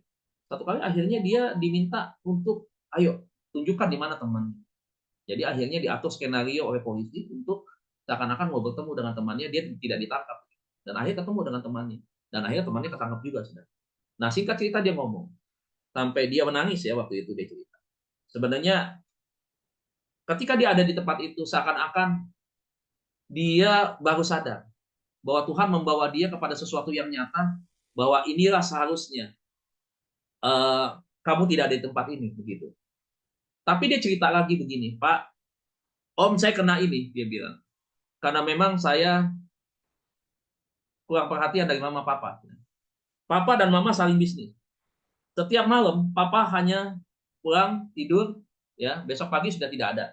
Mama pulang, ya kadang-kadang hitung omset. Satu hari ini berapa nih? Pakai kalkulator dihitung omset. Dia buka bon demi bon penjualan hari itu. Kadang-kadang kalau barang tidak ada, stok sudah habis, dia telepon anak buahnya. Dia tanya ke anak buahnya, barang ini masih ada nggak stoknya? Oh nggak ada, ini udah mau habis, ini berarti kamu cepat pesan begitu. Dan itu sampai hampir tengah malam begitu. Cek itu barang-barang itu pendapatan satu hari itu berapa begitu ya. Sehingga tidak ada komunikasi dengan anak. Betul dia bilang. Kalau dia mau kursus atau dia mau apapun, semua disediakan orang tua. Tapi tidak pernah ada komunikasi, tidak ada perhatian daripada orang tua sama sekali. Sehingga tidak ada kedekatan dengan orang tua. Banyak orang berpikir ketika bisa menyediakan fasilitas sudah mencukupi buat anak, itu sudah cukup. Ternyata tidak. Ya, ternyata tidak. Bukan sekedar fasilitas yang dibutuhkan oleh anak. Tetapi anak juga butuh yang namanya dengan perhatian orang tua. Kasih sayang orang tua. Ujian daripada orang tua. Nasihat daripada orang tua. Ya, kemudian itu tadi kebersamaan, quality time yang perlu dibangun juga perlu. Saudara, bagaimana caranya sekarang kita mendidik anak sebagai ayah yang maksimal? Yang pertama, saudaraku, seorang ayah dalam mendidik anaknya dia harus tegas. Tegas bukan berarti galak, ditakuti anak sampai nangis-nangis sampai gemeteran lihat kita. Bukan itu salah besar. Tegas di dalam ini adalah pola pendisiplinan. Ketika anak sudah melakukan sesuatu yang kesalahan, mari Bapak Ibu ya berikan pemahaman tentang anak apa yang sudah dia lakukan itu adalah sebuah kesalahan, bukan sebagai sebuah penghukuman. Nah, ketika itu kita sampaikan dengan cara-cara tentunya yang baik, bisa mengerti, saudara, membuka pikiran mereka begitu ya. Tentunya ini akan bisa diterima oleh anak. Jangan sampai hanya menghukum, apalagi memukul, mencambuk dan seterusnya. Saudara akan menjadi sumber kepahitan buat anak. Ya, zaman dulu kita pernah dapat pola asuh dari orang tua seperti itu. Ya, walaupun saya besar dari single mom, saudara. Tetapi saya juga bisa mengenal betul bagaimana teman-teman saya itu punya papa yang betapa kasar dan keras yang mereka dididik sampai mereka sakit hati kepada papanya. Sampai akhir pelampiasan mereka itu di luar. Gitu. Melampiaskan dalam bentuk-bentuk akhirnya yang tanpa sadari akhirnya membentuk watak dia kepada kekerasan begitu. Dan ini sesuatu yang salah. Kita belajar Bapak Ibu untuk kita bisa artinya tegas, memberikan waktu kepada mereka di dalam waktu-waktu yang memang harus mereka kerjakan tugas dan tanggung jawabnya, belajar misalkan melayani dan seterusnya. Nah, ini yang harus diperhatikan. Jadi hati-hati dengan kesibukan. Ketika kita melakukan pola pendisiplinan, yang harusnya ya kita ini juga bisa mengerti nih Bapak Ibu nih, aktivitas anak kita apa sih sebenarnya. Ya. Kemudian kalau misalkan anak kita ya ada sesuatu hal yang memang menurut kita ada sesuatu yang agak melenceng, ya mari Bapak Ibu orang tua harus bertindak. Jangan diam aja gitu, atau hanya menyerahkan kadang salah gereja, gitu. Menyerahkan kepada pendetanya, gembalanya. Padahal yang lebih tahu dia sebagai orang tua ini. Ya, makanya selalu saya bilang hati-hati dalam kesibukan. Di dalam 1 Samuel 22 ayat 22, mohon maaf ya, 1 Samuel pasal 2 ayat 22 sampai dengan 25, kita bisa belajar dari kisah Imam Eli. Eli punya anak 2, Hofni dan Pinehas. Kalau saudara ikuti kisah ini, maka saudara akan melihat bagaimana akhirnya Hofni dan Pinehas itu akhirnya mati, saudaraku. Ya, kita bisa melihat kelakuan anak-anak Imam Eli itu seperti apa. Kita melihat Eli itu adalah single parent, ya. Single parent artinya ya kalau kita lihat membaca peran Eli itu tidak maksimal. Kenapa, saudaraku? Kalau kita lihat ternyata anak dan Eli itu terpisah. Waktu dan jarak ya, gitu ya. Komunikasi juga tidak ada. Sehingga apa yang terjadi? Anaknya kurang perhatian, melakukan sesuatu yang salah. Eli, Alkitab mencatat bahwa Eli mendengar ya tentang kelakuan anaknya, begitu. Jadi dia tidak lihat langsung. Nah, tapi apa yang dilakukan oleh Eli? Eli di sini tidak punya pola pendisiplinan yang baik yang bisa mengalahkan anak-anaknya. Ada porsi-porsi yang membuat pola pendisiplinan itu begitu lemah, begitu. Tetapi ada juga pola pendisiplinan yang hanya kerasnya saja, tetapi tidak ada lembutnya. Makanya selalu saya katakan ya, kalau ketika ada pendisiplinan, ketika ada sesuatu yang agak sifatnya pendisiplinan agak keras, maka diberikan pengertian kepada anak. Rangkul anak kembali, sampaikan, kamu salah. Kenapa papa melakukan pendisiplinan seperti ini? Jadi anak bisa mengerti. Jadi bukan hanya hukuman tanpa ada penjelasan. Ini bisa menyebabkan anak itu tadi, ya akhirnya bisa kepahitan sama orang tua, tindak perilakunya di luar itu bisa melenceng. Nah, bagaimana dengan Eli, Mbak Saudara? Artinya apa? Ini waspada supaya kita nih hati-hati dengan pelayanan. Ada orang yang maniak pelayanan, 1 minggu full pelayanan. Yang jauh dia lihat, yang jauh dia samperin. Yang dekat dia nggak lihat, dia nggak tinggalin. Padahal yang dekat itu bicara soal keluarga. Begitu. Selalu bagi atur waktu lah untuk pelayanan. Ya, jangan juga tidak pelayanan, itu salah besar. Saudara harus melayani Tuhan, harus melayani pekerjaan Tuhan. Tetapi kalau setiap hari meninggalkan keluarga, sampai pulang malam, begitu, tidak ada komunikasi dengan anak, tidak ada komunikasi dengan istri, pelayanan sampai keluar daerah, pelayanan sampai keluar negeri, begitu. Anak mah pokoknya di masa bodohin begitu, saudara. Ini terbaik nih, salah Bapak Ibu. Tuhan nggak mau seperti itu. Jangan sampai nanti ujung-ujungnya karena pelayanan menjadi batu sandungan. Bisa menjadikan sebuah alasan bagi keluarga lain. No, lihat tuh yang pelayanannya rumah tangganya rusak. No, lihat tuh Imam Eli aja. Imam tuh tahu tentang firman Tuhan. Jago pokoknya. Waduh, udah hebat dah, luar biasa. Soal imam yang punya karisma, anak-anaknya ada. Saudara, ini bukan berarti kalau kita berbicara tentang peran ayah yang tidak maksimal, ya, bukan berarti semua akan sama seperti yang dialami oleh Eli, tentunya tidak juga, tetapi bisa juga terjadi pada mereka yang juga terlibat di dalam pelayanan. Makanya ini kenapa seorang ayah itu harus maksimal, karena itu tadi, ada banyak hal yang bisa saja keutuhan rumah tangga, hubungan orang tua dengan anak, itu bisa menjadi sebuah masalah. Ya, jadi itu yang pertama. Seorang ayah di dalam mendidik anaknya, dia harus tegas di dalam hal pendisiplinan. Ya, jadi jangan dibiarkan anak-anak kita, ya, jangan. Ini penting banget. Ya, tanyalah di tengah-tengah kesibukan kita, ada di mana, gitu, WA, ya, ada komunikasi. Tadi saya ada komunikasi dengan anak saya di Jepang. Komunikasi tadi malam atau kemarin komunikasi telepon di video call, ya, dia perhatiin temennya yang ada masalah dengan mamahnya.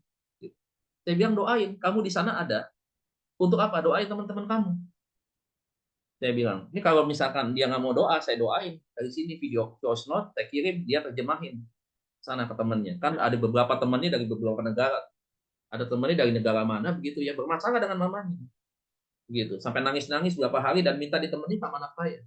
Terus dia tanya, Pak, bagaimana nih Pak, kalau mengkonseling orang dalam keadaan kesusahan, kesedihan hati seperti ini, begitu.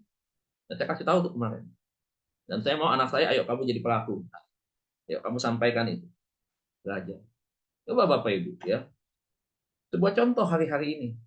Ternyata kesibukan itu ada efek negatifnya buat anak-anak, buat keluarga, bahkan juga buat hubungan dengan istri. Ya, tidak ada komunikasi sama sekali. Pulang, ya udah masing-masing capek, udah tidur duluan, nggak ada komunikasi yang terbangun. Bisa dibayangkan nggak seperti apa rumah tangga yang seperti itu? Nah, ini mesti hati-hati. Dan yang terakhir, yang kedua, saudaraku, ya, di dalam Matius pasal 11 ayat 29, ya. Matius 11 ayat 29 dikatakan, hendakkah engkau lemah lembut, kata Tuhan. Aku ini lemah lembut. Jadi di dalam mendidik anak perlu ada lemah lembut. Lemah lembut tutur kata yang baik. Ya. Bagaimana cara penyampaiannya yang baik. Kata-kata yang berhikmat, kata-kata yang membangun, memberikan motivasi.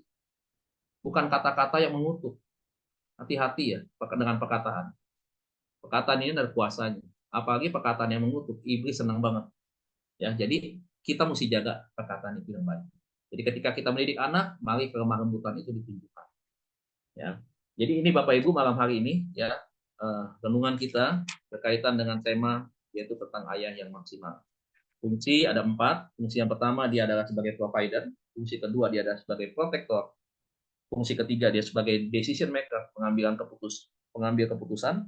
Dan yang keempat adalah sebagai pendamping yang setia. Pendamping yang setia bukan cuma sekedar pendamping, tetapi pendamping yang setia. Ya, bagi siapa? Bagi sang istri. Jadi jangan jadi pengkhianat. Suami-suami kau dengar baik, kau dengar baik. Kau harus jaga mata, jaga hati, jaga pikiran. Ya, supaya apa? Supaya itu tadi, ya, hubungan kita di dalam keluarga itu bukan membawa malapetaka, tapi harusnya bisa menjadi berkat. Ya, ini mesti hati-hati banget. Ya. Kemudian perannya apa? Peran yang pertama seorang ayah maksimal adalah dia sebagai seorang edukator. Dia turun tangan mendidik anaknya langsung. Dia bisa mengajar kepada anaknya dia di dalam berbagai macam pengajaran-pengajaran didikan yang baik, terutama didikan yang berkaitan dengan anak kita. Bagaimana seorang ayah yang maksimal bisa menjadi seorang pendidik kalau dia nggak pernah belajar firman? Bagaimana seorang ayah yang maksimal kalau dia nggak pernah datang ke gereja? Pergi dong ke gereja, anaknya bilang begini, mau pergi ke gereja, lu aja nggak pernah datang ke gereja, nyuruh gua pergi ke gereja. Nah, ada yang begitu tuh, itu story nih, gitu ya. Jangan ngerokok dong, kata papahnya. Nggak ngerokok, nah lu aja ngerokok, lu pulangnya bersuka mabuk. Anak bisa ngomong begitu, kenapa? Karena lihat bapaknya tidak berperan sebagai edukator yang baik, begitu. Yang ketiga, apa peran yang maksimal dari seorang ayah? Yang ketiga adalah dia adalah sebagai seorang imam di tengah-tengah keluarga. Ayo, seorang imam adalah seorang yang belajar, melayani, membawa keluarganya untuk takut akan Tuhan, membawa keluarganya untuk saling melayani, saling mendoakan, bersyafaat, ya, untuk anak sekolah, studi, masa depan, pekerjaan, untuk istri, di dalam kesehatan, ngurus rumah tangga, dan seterusnya.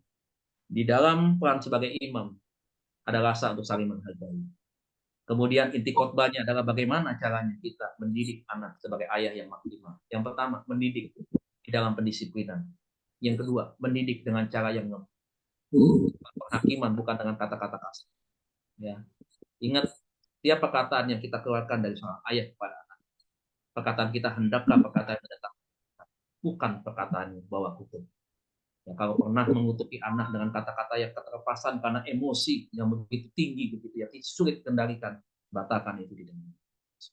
Akhirnya kesimpulannya adalah, mari Bapak Ibu, kita menerima tugas tanggung jawab sebagai seorang laki-laki untuk menjaga diri kita, anak-anak kita, rumah tangga kita di dalam perjuangan iman kita, sehingga keluarga kita akan menjadi keluarga yang bukan hanya takut akan Tuhan, tetapi keluarga yang melayani Tuhan, yang menghadirkan shalom Tuhan atas rumah tangga di mana kita ada di sana. Kita bisa menjadi seorang laki-laki, sebagai seorang suami, sebagai seorang ayah yang berperan sebagai apa? Sebagai imam, nabi, dan raja secara maksimal. Akhir kehidupan kita bukan hanya menjadi berkat bagi keluarga, tetapi juga bisa menjadi contoh teladan berkat bagi orang. Tuhan Yesus berkati kita semua. Amin. Kepenuhan firman Tuhan. Tuhan Yesus berkati. Saya kembalikan kepada moderator. Amin, puji nama Tuhan. Kita beri kemuliaan buat Tuhan Yesus ya. Luar biasa firman-Nya malam ini yang disampaikan oleh hamba-Nya. bagaimana sebagai seorang suami yang baik dan sebagai ayah yang baik ya. Wah, pasti beruntung istri dan anaknya Bapak Kurniawan ya.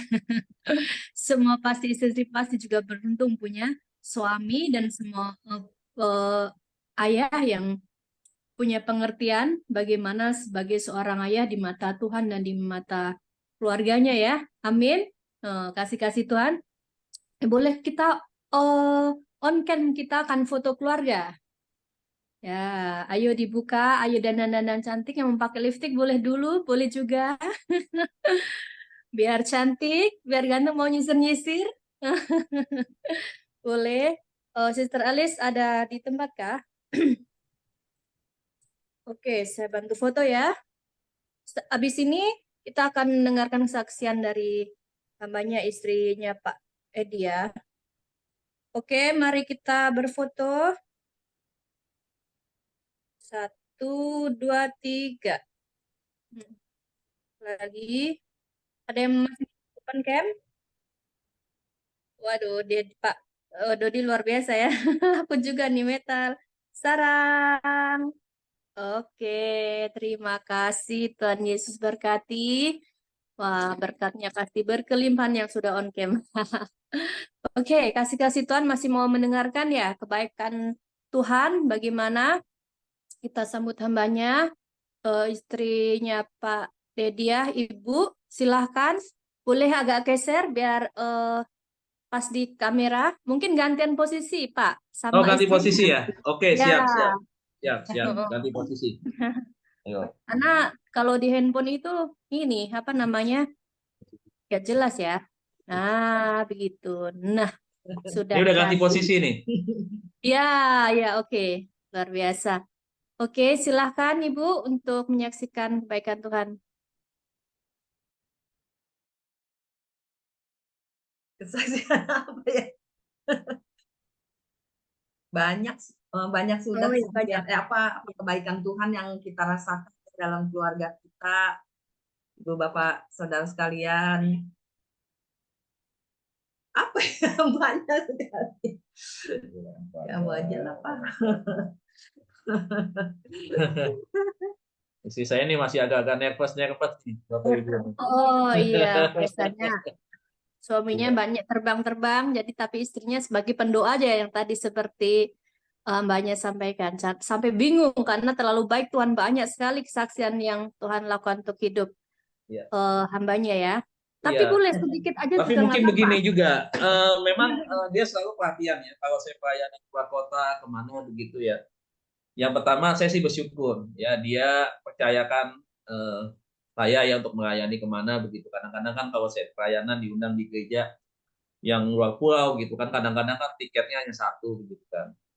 Jadi nggak diundang suami istri begitu. Tapi ya saya juga nggak minta itu begitu. Tetapi dia tahu bahwa tugas saya adalah sebagai seorang hamba Tuhan. Dia yang berdoa di rumah gitu. Dan dia juga kalau saya sudah sampai di mana juga dia tanya sampai. Saya pun begitu. Kalau saya landing dari di mana begitu baru landing begitu, saya kasih kabar nih udah sampai apa begitu. Terus dia juga sudah akan doakan. Jadi sebenarnya kami juga sama-sama sibuk begitu ya. Tapi juga yang namanya komunikasi, perhatian juga kita tetap berjalan seperti biasa begitu. Suka cerita kalau misalkan ini kayak malam begini nih kalau nggak ada pelayanan kita cerita nih. Tadi kesibukan aktivitas dia apa, saya juga apa. Bahkan kadang-kadang kita bicara soal pelayanan pengembangan gereja seperti apa. Kadang-kadang juga bahas tentang hal-hal yang bersifat teologia begitu. Apalagi dia tahu kan, saya pernah cerita dulu kan, mungkin juga mamanya dulu kasih tahu juga mungkin. Karena kan saya kan background saya kan papa saya kan memang papa saya itu terkenal sekali ya. Terkenalnya bukan karena dia orang hebat begitu. Dia memang hebat begitu. Tetapi hebatnya hebat yang menyimpang. Hebatnya dia tuh karena dia seorang papa yang memang banyak istrinya, kawin cerai seperti itu. Jadi memang mungkin ada satu hal yang dia juga apa namanya ya agak sedikit hati-hati begitu ya untuk memilih saya dulu tentunya karena memang akhirnya dari SMA sampai kuliah itu kan berjalan cukup lama beberapa tahun begitu kami tuh sebenarnya nggak pacaran begitu cuma suka begitu aja jadi ketemu lagi ya setelah di kuliah jadi ya sampai akhirnya dipertemukan begitu Ya mungkin karena ada selama ini memantau begitu ya. Ini ada gak keturunan-keturunan dari papa nih di dalam diri saya begitu. Ya ternyata puji Tuhan tidak ada sih ya. Jadi memang banyaklah. Salah satu juga pertobatan saya yang membawa saya dari agama lama sampai saya mengenal Tuhan juga adalah dia waktu di SMA. Jadi ya seperti itu. Saya mewakili dia nih gitu. Agak nervous dia. Belum terbiasa ngomong di depan banyak orang gitu. Jadi itu aja yang nggak mau, sedikit aja nggak mau ya, kesaksian buat Tuhan. Aku dulu juga gitu, tapi nggak apa-apa. Aku mau kasih sharing juga, dulu juga gitu. Saya sampai gemeteran di radio gitu ya, diundang gitu. Aduh, sampai Next saya time. tuh sampai gemeteran, dan tapi pas lagi itu, tapi Tuhan benar-benar baik, langsung ya bicara bicara apa aja gitu. Tapi ya luar biasa, terima kasih untuk pelayanan malam ini. Saya yakin dan percaya keluarga namanya pasti dipakai Tuhan dengan luar biasa. Saya ini ternyata mengenal beliau karena waktu itu ternyata melayani sama-sama di itu ya, di PSBB ministry di Ya betul, Sis Michelle. Layani di PSBB dan waktu saya, itu. oh tadi saya nggak ya, luar Ya, Bu biasa. Eva. Ya Bu Eva, ya. Ya, Ya, terima betul. kasih ya hambanya, dan boleh mungkin ada teman-teman yang lain yang mau bertanya atau Ayo mau silakan sharing, yang boleh lain kalau mau silakan. tanya, diskusi, ngobrol-ngobrol, bagi pengalaman. Ya, betul. Kalau nggak, ayo silakan Bu Susan sambil menanggapinya.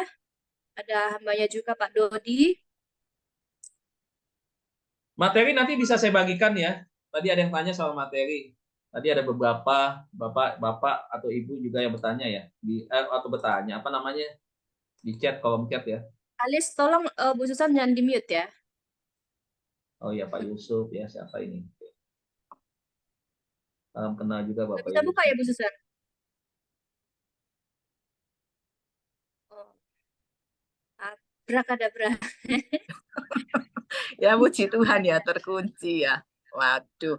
Terima kasih ya Pak Dedi ya buat Terima pengajar kasih yang Pak sangat Ibu. luar biasa ya. Ya, Bapak-bapak di sini tadi udah dengar ya dengan jelas ya. Menjadi seorang ayah yang maksimal ya. Jadi jangan setengah-setengah. Tadi katakan Michelle beruntung punya suami seperti itu ya. Sangat apa namanya? Perfect rasanya ya. Audio terkunci enggak, udah terbuka Pak. Puji nama Tuhan ya. Tadi kalau saya dengar Pak ya, kalau punya suami seperti Bapak ya nih, kekasih-kekasih Tuhan, rasanya nggak ada masalah. Betul apa enggak? Rasanya bisa diatasi ya. Karena benar-benar ya toh, sesuai dengan pelaku firman Tuhan. Nah, saya memancing untuk Ibu konflik Bu ya. Mungkin kalau dalam saya lihat anaknya udah besar-besar ya Bu ya. Pernah apa enggak terjadi konflik Bu mengenai anak, ada satu pendapat yang berbeda gitu. Jadi untuk mendidik anak ada perbedaan pendapat tuh. Mungkin bisa disampaikan Bu, bapaknya bilang ini, ibunya bilang ini, terus anaknya bingung di tengah-tengah gimana. Ya, kalau memang perbedaan kadang-kadang suka ada ya Bu ya. Ya kadang-kadang saya maunya tuh, kadang-kadang dia memang agak sibuk dia dengan kesibukannya, kadang-kadang suka keluar kota kemana gitu kan. Ya masih ada juga beda dengan saya, masih jauh juga dengan anak. Ada beda dengan saya yang setiap hari selalu mendampingi anak-anak gitu ya. Jadi kadang-kadang saya suka bilang kalau dia lagi sempet ada waktu gitu, saya bilang harus selalu kamu deketin anak, apalagi yang laki-laki ya. Saya bilang kamu kalau anak yang laki-laki kamu harus selalu sapa lah paling tidak gitu, jangan sampai kamu diemin sama sekali. Karena kan pengalaman ya pengalaman dia sendiri sama adiknya itu kan nggak papahnya kan, kasihan juga gitu anak. Jadi supaya juga gimana ya, anaknya ya dekat lah sama papahnya begitu. Jadi ya ada juga sih saya kadang-kadang sama dia, ayo udah ada kadang-kadang ya pokoknya seperti itulah, kadang-kadang saya menyuruh dia untuk dekat dengan anaknya lah, samperin anaknya, sapa, ngobrol gitu. Sebenarnya sih untuk masalah beda apa, ada konflik apa, nggak pernah sih, cuma saya aja kadang-kadang ngingatin dia juga. Tapi iya, dia udah tambahin. Jadi memang inilah fungsi penolong Bu. Jadi memang kadang-kadang itu ya, ada sesuatu hal yang mungkin diingatkan oleh istri karena ada sesuatu yang mungkin ya menurut kita nih kita bisa bagi waktu gitu, tapi ternyata ada waktu-waktu tertentu yang memang kita tidak ternyata lupa gitu. Ada bagian-bagian yang itu tadi ya, yang namanya kita membangun kedekatan dengan anak, dengan terutama khususnya dengan anak begitu ya. Jangan sampai artinya lewat begitu. Jadi memang perlu dibangun. Nah sebenarnya anak-anak dekat juga dengan saya karena memang dengan yang besar juga begitu. Kadang-kadang saya suka ajak, kita kan suka refleksi nih, ya saya ajak suka anak suka refleksi. Kalau yang perempuan juga sama. Kadang-kadang kita kalau di sini ini kita suka bercanda-bercanda. Nah memang kadang-kadang ketika tuh ada pelayanan keluar sifatnya jauh pulang, nah itu kadang-kadang istri suka ngingatin, tuh sapa tuh. Ya kadang-kadang ya kalau kita mau ajak makan, diajak makan. Ya yang sederhana aja sih sebenarnya. Iya, Jadi betul tujuannya Pak. itu tadi Berarti ya, ada tidak family menghilangkan time sebuah ya. kepastian gitu. Benar, waktu Begitu. untuk keluarga ya. Jadi nggak Iya, usah terlalu ada. jauh-jauh ya toh, Betul, komunikasi nomor betul, satu. betul, betul. Bisa telepon-teleponan ya toh. Iya, betul. Bahkan Bu ketika akhirnya misalkan udah beberapa hari kita dekat gitu dengan anak ya. Besok beberapa hari ini kita ketemunya malam, ngobrol sebentar gitu. Kalau kita sudah membangun kedekatan dan udah terbangun hubungannya, itu rasanya kita kurang Bu. Ketemu cuma beberapa jam begitu aja. Kedekatannya nggak bisa lebih lama begitu. Ada sesuatu yang nggak enak. Itu ada sesuatu yang masih kita anggap wah ini harus ada lagi nih penggantinya Diselesaikan. waktunya begitu. Itu seperti itu. Dan itu makanya saya alami ya itu tadi. Ya kadang-kadang saya sengaja kalau misalkan pergi dengan anak itu saya nggak mau dua motor misalkan. Biar anak saya yang bonceng, saya di belakang begitu. Walaupun istilahnya nanti habis dari makan kita ada cara masing-masing gitu. Tapi tetap istilahnya kita bisa bersama gitu. Nah, itu sih yang Saya mau saya ini atur Pak, ya ada tentang lagi Pak. kedekatan. Saya Jadi mungkin jangan gini sampai Pak, ada ada sama sekali pertanyaan. gitu. Sampai nggak ada Iya, sama iya, sekali. Biasanya Nah, ada itu yang bapak-bapak bicara seperti ini Pak. Kalau urusan anak itu urusan istri. Jadi aku tuh cari duit aja. Nah, seperti itu gimana? Ada ya Nah, ini Bu bapak-bapak makanya seperti Bu itu yang mungkin perlu ya. sekali ya suatu Saya tuh kesadaran usaha di luar, dari kamu urusi Bapak aku anak-anak. ya Nah, seperti itu ya. bahwa Kan ada seperti itu. Orang tua papanya sepertinya otoriter. Seperti itu Pak. Gimana Pak? ya Ya, makanya semacam tadi saya katakan otoriter. demikian Bu.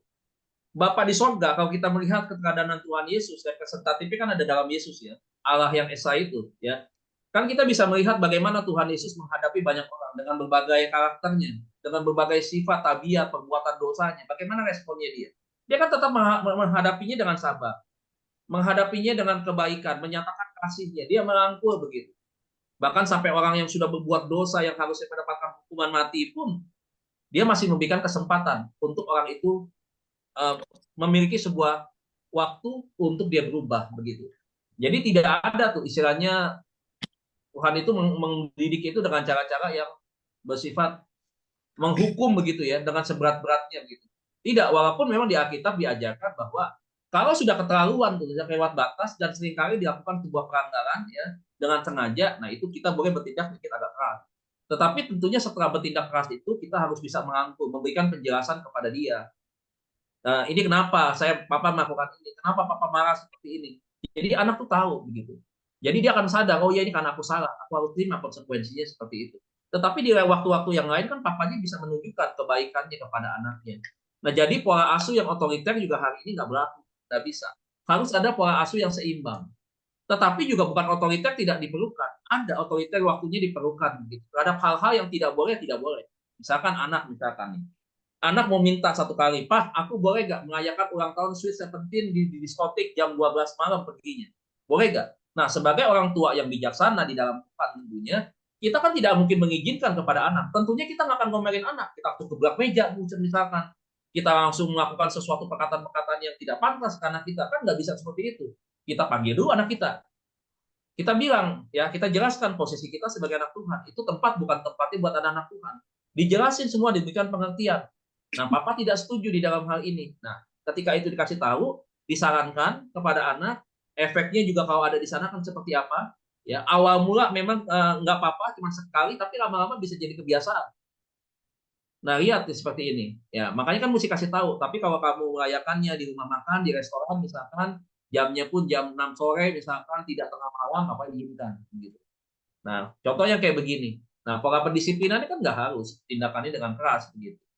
Nah, makanya yang otoriter itu juga memang diperlukan, tetapi tidak harus dominan. Harus ada keseimbangan dengan pola asuh yang memang betul-betul pola asuh yang baik, ya, demokratis begitu ya. Bisa menerima anak ketika minta maaf, terima, rangkul dia. Tidak ada orang yang tidak pernah berbuat salah, tidak ada anak yang tidak melanggar. Pasti pernah melanggar. Kita aja masa kecil aja kita nyusahin orang tua, nyebelin orang tua bagi saya gitu. Udah single mom, capek hatinya banget menghadapi saya nih. Gitu. Jadi Oke, seperti itu ya Bu, baik. kalau dari pandangan saya. Ya, ini berdasarkan pengalaman aja tentunya. Oke, baik. Karena waktunya sudah mau jam Ini 9. anak saya yang Aku ke pertama nih. Oh, Ini anak saya nih. Saya nih Bapak Ibu.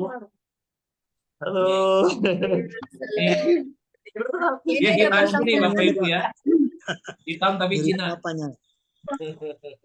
Pak Edinya Namanya itu ya. Christopher. Tadi Pak Edi mau tanya tapi kayaknya Iya, Mungkin masuk silakan. lagi sih, mungkin. Tunggu sebentar. Boleh. Mungkin ada yang mau tanya ya, kekasih Tuhan, ya toh?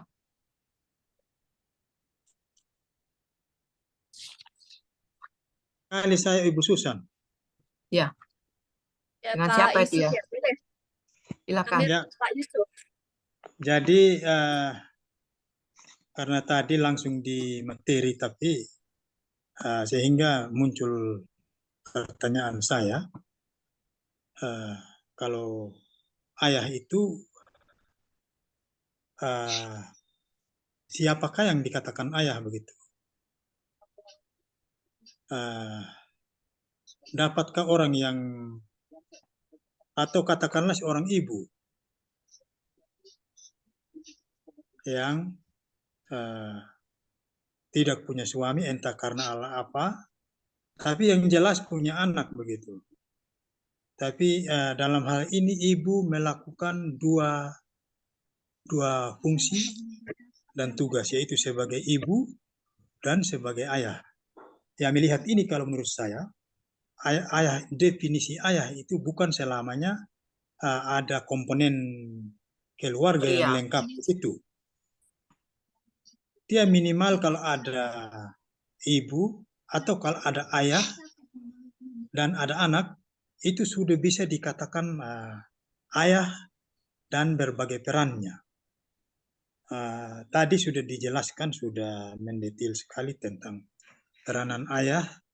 Tapi yang menjadi pertanyaan saya itu saja Bapak, dapatkah apabila dalam komponen-komponen keluarga itu tidak lengkap, dapatkah seseorang itu dikatakan ayah begitu? Itu saja, terima kasih. Ya, terima kasih Pak. Ini saya jawab ya. Oke, saya adalah anak yang tadi saya ceritakan adalah saya tidak pernah mendapatkan perhatian dari papa sejak usia 5 tahun. Pada rest, tidak ada peran sama sekali. Makanya saya bertumbuh menjadi anak yang berbeda. Oke, pertanyaannya begini. Jawabannya adalah begini. Kalau misalkan single mom, tidak ada peran papa, bagaimana begitu kan? Sementara si mama ini seperti mama saya nih. Mama saya tidak menikah lagi sampai hari ini. Berarti memang tidak ada peran daripada ayah ketika saya remaja pun tidak ada. Bahkan sampai saya menikah, saya punya anak pun tidak ada lagi. Ya mama memang tidak menikah begitu. Nah, kalau misalkan single mom bagaimana ini? Nah, caranya begini. Kalau misalkan peran dari seorang ibu ya daripada yang tidak memiliki suami, maka dia harus belajar untuk dia juga itu tadi memainkan perannya dia. Jadi memang ada double job nih, double peran di sini nih. Untuk dia juga belajar menerapkan apa yang menjadi tugas seorang laki-laki, seorang ayah terhadap anaknya. Memang saya yakin tidak bisa maksimal, tetapi setidaknya ada polanya seperti itu ya, pola pengajarannya, perhatiannya, itu tadi fungsi dan perannya ada sama sekali. Jangan tidak ada sama sekali. Karena memang peran ibu dengan peran ayah kan berbeda masing-masing, tetapi tujuannya saling memperkaya dan memperlengkapi. Kalau misalkan si ibu ini merasa bahwa dia tidak bisa maksimal seperti itu, maka saya sarankan supaya seorang anak itu harus juga memiliki seorang bapak rohani. Kita belajar dari kisah di Alkitab. Ya, Timotius itu kan besar tanpa, maksudnya dia ada mama, ada neneknya, Lois begitu ya. Tetapi dia kan tidak punya peran bapak. Tapi peran bapaknya didapatkan dari mana? Walaupun Paulus tidak menikah dengan mamanya Timotius, tetapi perannya dia kepada Timotius itu ada peran dari bapak. Makanya si Rasul Paulus pun mengatakan bahwa Timotius adalah anakku. bukan hanya anak di dalam hal pengertian rohani, tetapi juga secara jasmani. Begitu, karena rohani dan jasmani tidak bisa dipisahkan. Begitu. Jasmani dan rohani harus berjalan beriringan, karena individu kan begitu. Ada rohaninya, ada jasmaninya. Sehingga peran itu didapatkan daripada Rasul Paulus kepada si Timotius. Nah, di dalam zaman sekarang, ketika single mom itu, maka anak harus mencari seorang mentor, orang bapak rohani yang bisa dekat dengan dia, gitu. Yang bisa mengerti. Nah, dalam hal ini mungkin gembala, mungkin kakak ya, kakak rohaninya dia, begitu. Fungsi ini harus ada. Kalau tidak, ya itu tadi ya, dia akan kalau mendapatkan berbicara tentang perhatian, maka nggak balance antara yang dari papa sama dari mama. Makanya, mohon maaf ya, sorry to say nih, ada anak yang tidak punya peran bapak, ya, perannya ada mama saja. Sorry itu. Orangnya sifatnya lembut, baperan, nggak ada ketegasan sebagai laki-laki, ya. Mungkin agak sedikit gemulai-gemulai begitu. Itu bisa seperti itu terjadi. Kenapa? Karena tidak ada perannya sama sekali. Makanya saya selalu bilang, makanya kan Alkitab bilang nih, kita kembali kepada apa yang disatukan Tuhan tidak boleh diceraikan. Banyak orang tua egois. Dia berpikir ketika selesai, masalah selesai. Udah. Belum. Kalau you punya anak, masalah. Dan jangan berpikir kalau nggak punya anak juga nggak ada masalah dengan Tuhan ketika bercerai. Ada masalahnya. Tutup.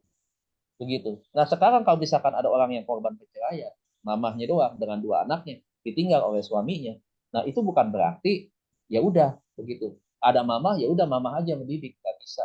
Tetap mama harus belajar dengan pola papa, dan kemudian juga harus punya mentor bagi si anak, dan terlebih lagi harus punya bapak rohani. Nah ini kan fungsi gembala kan seperti itu sebenarnya, salah satunya. Bagaimana menjadikan bapak rohani bagi anak-anaknya, bagi jemaatnya, begitu. Jadi itu Pak. Iya, Oke. Sudah cukup untuk jawabannya, Pak Yusuf? iya. Oke, Pak Edi Terima ya. kasih. Tadi mau Terima bertanya. kasih Pak Yusuf. Mana Pak Yusuf? Pak Yusuf orang NTT bukan Pak? Ya dari ini NTT beliau Bapak. dari NTT. Langsung Oh dari NTT ya. NTT. Iya. Sumba bukan? Bukan Sumba ya? Sumba. Ya Sumba Sumba. Tengah. Ya, Sumba Tengah, iya. Saya tahu. Kalau soal Sumba bahasa logatnya saya tahu. Saya lama di Sumba. Iya. Kalau saya tahu karena saya baca, Pak. Oh baca ya. Ya. Nah, sekarang Pak Edi ya.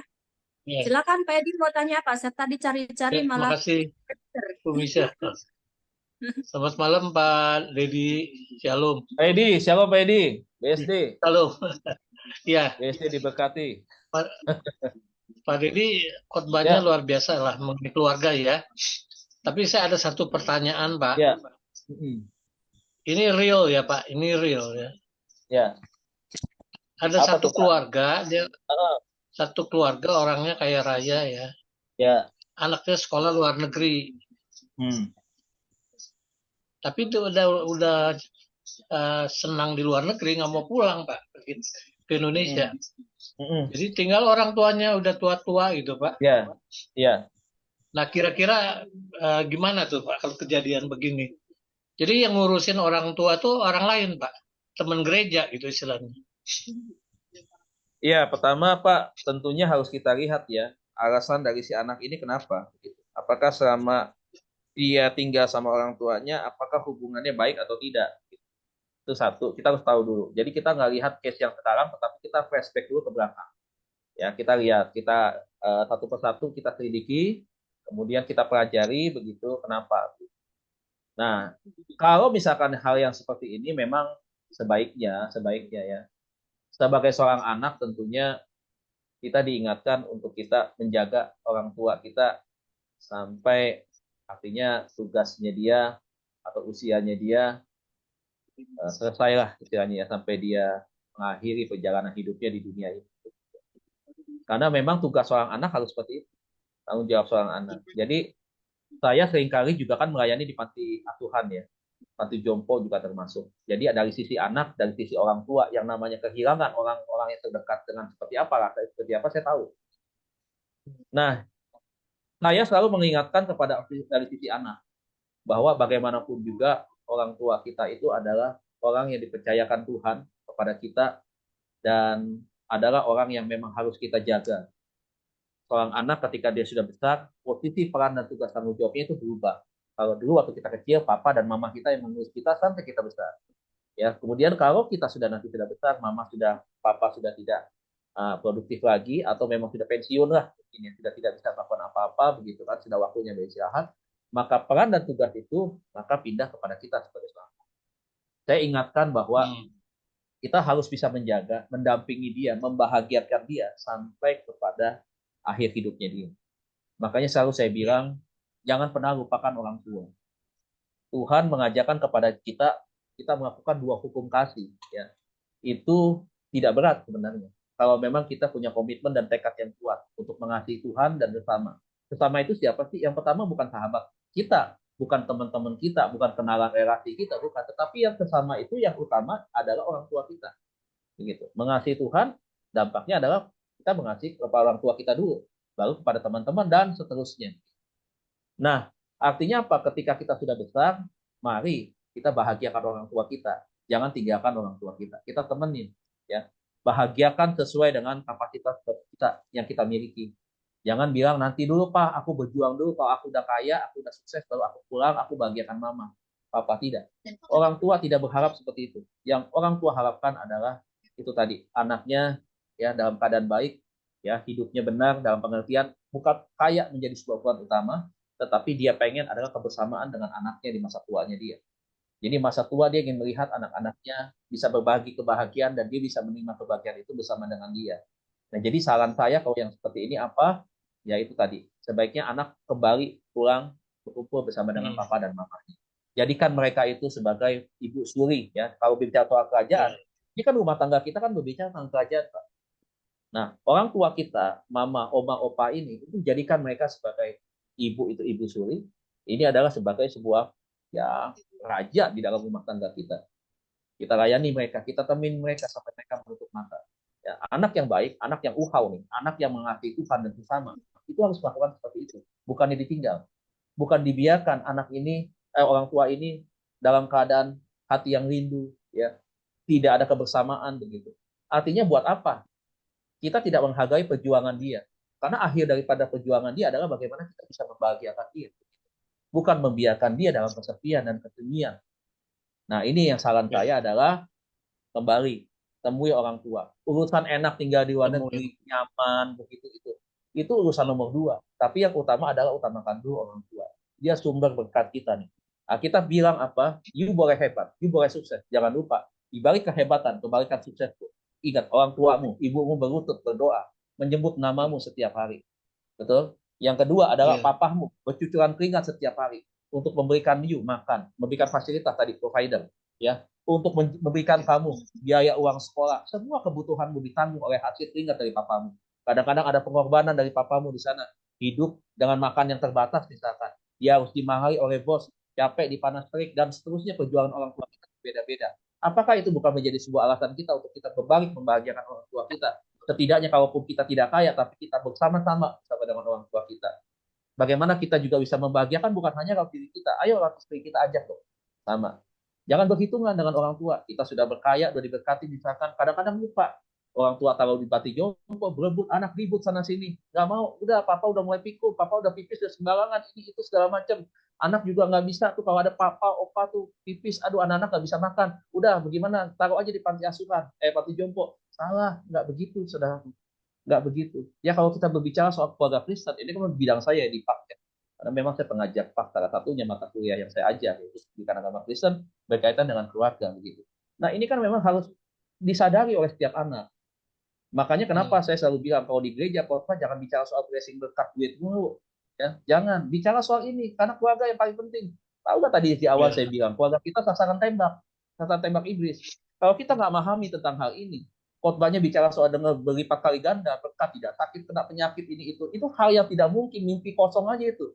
Ya, jadi harus kita perhatikan adalah nih peran suami bagaimana, istri bagaimana, hubungan dengan anak bagaimana, menjaga rumah tangga bagaimana, mengembalakan keluarga bagaimana. Jangan kita mengembalakan hebat, makanya menggembalakannya hebat begitu, rumah tangganya nggak beres, kan salah juga begitu. Nah, membatalkan anak, bagaimana kita menjaga orang tua, membahagiakan orang tua, itu sejak kecil kita ajarin begitu. Sejak remaja kita kasih tahu, nanti satu kali kau orang tua, kau juga akan menjadi orang tua begitu. Lihat berkat yang papa mama salurkan nih, ya seperti Raja Daud bilang, anak cucunya tidak akan pernah meminta-minta roti, itu kan bicara berkat keturunan tuh. Begitu. Ketika kita mulai menghargai orang tua, maka ada berkat yang secara otomatis turun atas kita. Nah, kita bilang kalau mau panjang umur, hormatin dulu, sayangin dulu orang tua kita. Jadi saran saya Pak Edi, suruh balik anaknya. Kalau misalkan hubungan masalah dengan orang tua karena masalah luka lama, bereskan, sembuhkan, ya. Jangan kubur luka lama, jangan hidup di masa lalu. Kita nggak hidup di masa lalu. Bereskan itu. Ya, jangan sedikit walaupun di hati kita sampah, karena itu akan membusuk, akan menjadi penyakit di dalam tubuh kita. Sementara Tuhan suruh kita untuk kita jaga fisik kita, jaga jiwa kita, jaga kerohanian kita. Karena hidup kita kan, manusia ini kan trikotomi, terdiri dari 3 unsur itu. Ya, bereskan hubungan mereka, terus kembali ke Indonesia, bahagiakan orang tua kamu. Sampai garis akhir hidupnya dia, kau harus tetap jadi sama pendamping bagi papa dan mama. Iya. Ya, terima kasih Pak Dedi untuk pencerahannya. Pak Edi. Tuhan berkati Pak Edi. Jawabannya sudah memuaskan ya Pak Edi ya. Puji nama Tuhan, kita kasih Tuhan belum ngantuk ya. Lanjut Bu, ayo lanjut yang lain. Sis Michelle, ayo. Ya kita diskusi lah. Gitu. Kita waktunya sampai jam 9 Pak, karena jam 9 ada ibadah lagi, ada 1 jam.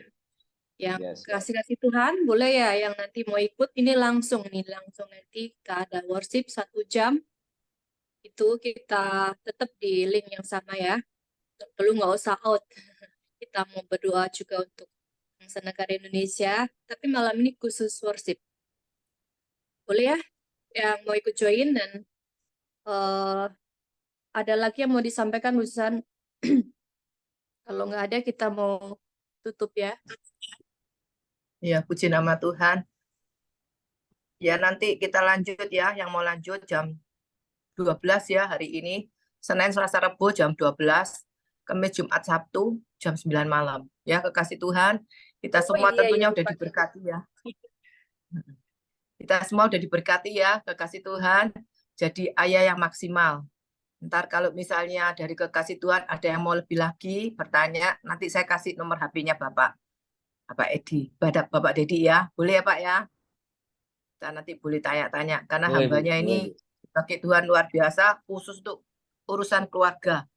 Ya, di sini bapak-bapak yang masih belum berperan sebagai papa ya, yang maksimal. Nanti bisa tanya bagaimana caranya menjadi seorang papa yang maksimal, seorang suami yang luar biasa ya. Idola bagi kita semua ya, ibu dan anak-anak ya. Oke, Miss ya. Oke, baik. Terima kasih. Saya mau ralat tadi, saya salah. Ternyata hari ini Selasa ya. Jadi Selasa, Senin, Selasa, Rabu itu jam 12 malam kita ada doa. Nah, Kamis, Jumat, Sabtu baru jam 9. Kasih Tuhan seperti itu ya. Tetap Hanya kita 1 berdoa jam ya. saja. Hanya 1 jam kita mau berdoa buat bangsa kita, buat keluarga kita, semuanya, Buat aspek pergumulan. kehidupan kita. Amin ya. Nah, kasih Tuhan, terima kasih yang sudah menyempatkan join malam ini. Yang mau gabung dimasukkan di grup, boleh ya chat di chat sini, nanti dimasukkan. Yang mau berkenan dimasukkan di grup, yang nggak berkenan jangan. Nanti takutnya komplain, nggak ya, bercanda. Terima kasih yang sudah menyempatkan waktu. Ada Pak Kris dan istri, ada Ibu Sisilia Fang, ada Ibu Lili, ada Pak Fudin, Pak Andika, Pak Yusuf, Pak Andreas, Bu Linda dari Semarang, KBS siapa, dan semuanya yang tidak saya sebutkan satu-satu ya. Terima kasih untuk waktunya, dan terima kasih untuk hambanya yang sudah menyempatkan, sudah memberikan sharing firman, juga menyaksikan kebaikan Tuhan. Terima kasih. Boleh kita jumpa nanti malam jam 12. Oke, boleh ya Pak untuk menutup doa penutup dan doa berkat ya. Pak Edi, Pak Dedi. Ya, terima kasih Bapak Ibu semua. Mari kita akhiri dengan doa berkat. Kita tundukkan kepala mengucap syukur kepada Tuhan. Bapak, terima kasih buat malam hari ini, persekutuan yang indah bersama dengan hamba-hambamu. Terima kasih Tuhan buat materi pelajaran kami, renungan malam hari ini yang dapat kami pelajari sama-sama. Kami bagikan Tuhan untuk kami sama-sama Tuhan menjalankan fungsi kami, terutama bagi kaum pria Tuhan. Sebagai seorang ayah yang maksimal di dalam rumah tangga Tuhan. Tuhan, pelajaran ini bukanlah sebuah penghakiman. Pelajaran ini adalah bagian Tuhan untuk kami sama-sama Tuhan melakukan apa yang Tuhan sudah tetapkan, Tuhan sudah nyatakan di dalam kebenaran firman-Mu. Supaya Tuhan tugas tanggung jawab kami sebagai seorang pria dapat menjalankannya dengan baik, dengan sukacita, dengan tanggung jawab penuh di hadapan Tuhan. Sebab keluarga, istri, anak-anak kami adalah bagian yang Tuhan percayakan, di mana kami sebagai seorang pria Tuhan, untuk kami menjadi seorang pemimpin. Bukan hanya pemimpin untuk kebutuhan jasmani, namun juga pemimpin bagi kebutuhan rohani mereka, bagi setiap kebutuhan-kebutuhan mereka yang lain. Terima kasih Tuhan, terima kasih. Berkati anak-anak kami Tuhan, yang kuliah Tuhan, yang bekerja Tuhan, tolong Tuhan topang dengan segala kebaikan Tuhan, juga di dalam hal-hal yang mereka rindukan, mereka cita-citakan, mereka impikan, semua kiranya ada di dalam kebaikan Tuhan dan rencana Tuhan yang tergenapi dengan baik. Terima kasih Tuhan, terima kasih. Biar Tuhan malam hari ini semua kami diberkati Tuhan, baik yang ada di Zoom maupun juga yang menyaksikan live ini Tuhan. Kami percaya nama Tuhan terus ditinggikan, diagungkan di dalam kehidupan kami. Dan kami yakin dan percaya dengan satu tekad dan semangat dalam diri kami, bahwa Engkau adalah Tuhan, Yesus Kristus, Raja di atas segala raja. Dan kami mau berkata, bahwa sekali Yesus tetap Yesus. Terima kasih Tuhan, terima kasih. Malam hari ini kami akan berpisah, kami akan melakukan aktivitas kami yang lain. Kami percaya pertolongan penyertaan Tuhan akan terus ada bersama dengan kami. Kami meyakinkan Tuhan, ketika Tuhan ada bersama dengan kami, maka sukacita damai sejahtera Tuhan berlimpah atas kami. Terima kasih Bapak, terima kasih. Sebentar kami akan berpisah, kami siap Tuhan untuk kami terima berkat daripada Tuhan.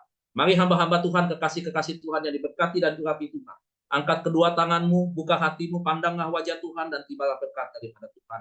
Diberkatilah rumah tanggamu, diberkatilah suamimu, diberkatilah istrimu, diberkatilah anak-anakmu, diberkatilah orang tuamu, diberkatilah mertuamu, diberkatilah iparmu, diberkatilah segala sesuatu yang kau kerjakan hari ini. Semua yang kau kerjakan kiranya adalah dalam kebaikan Tuhan.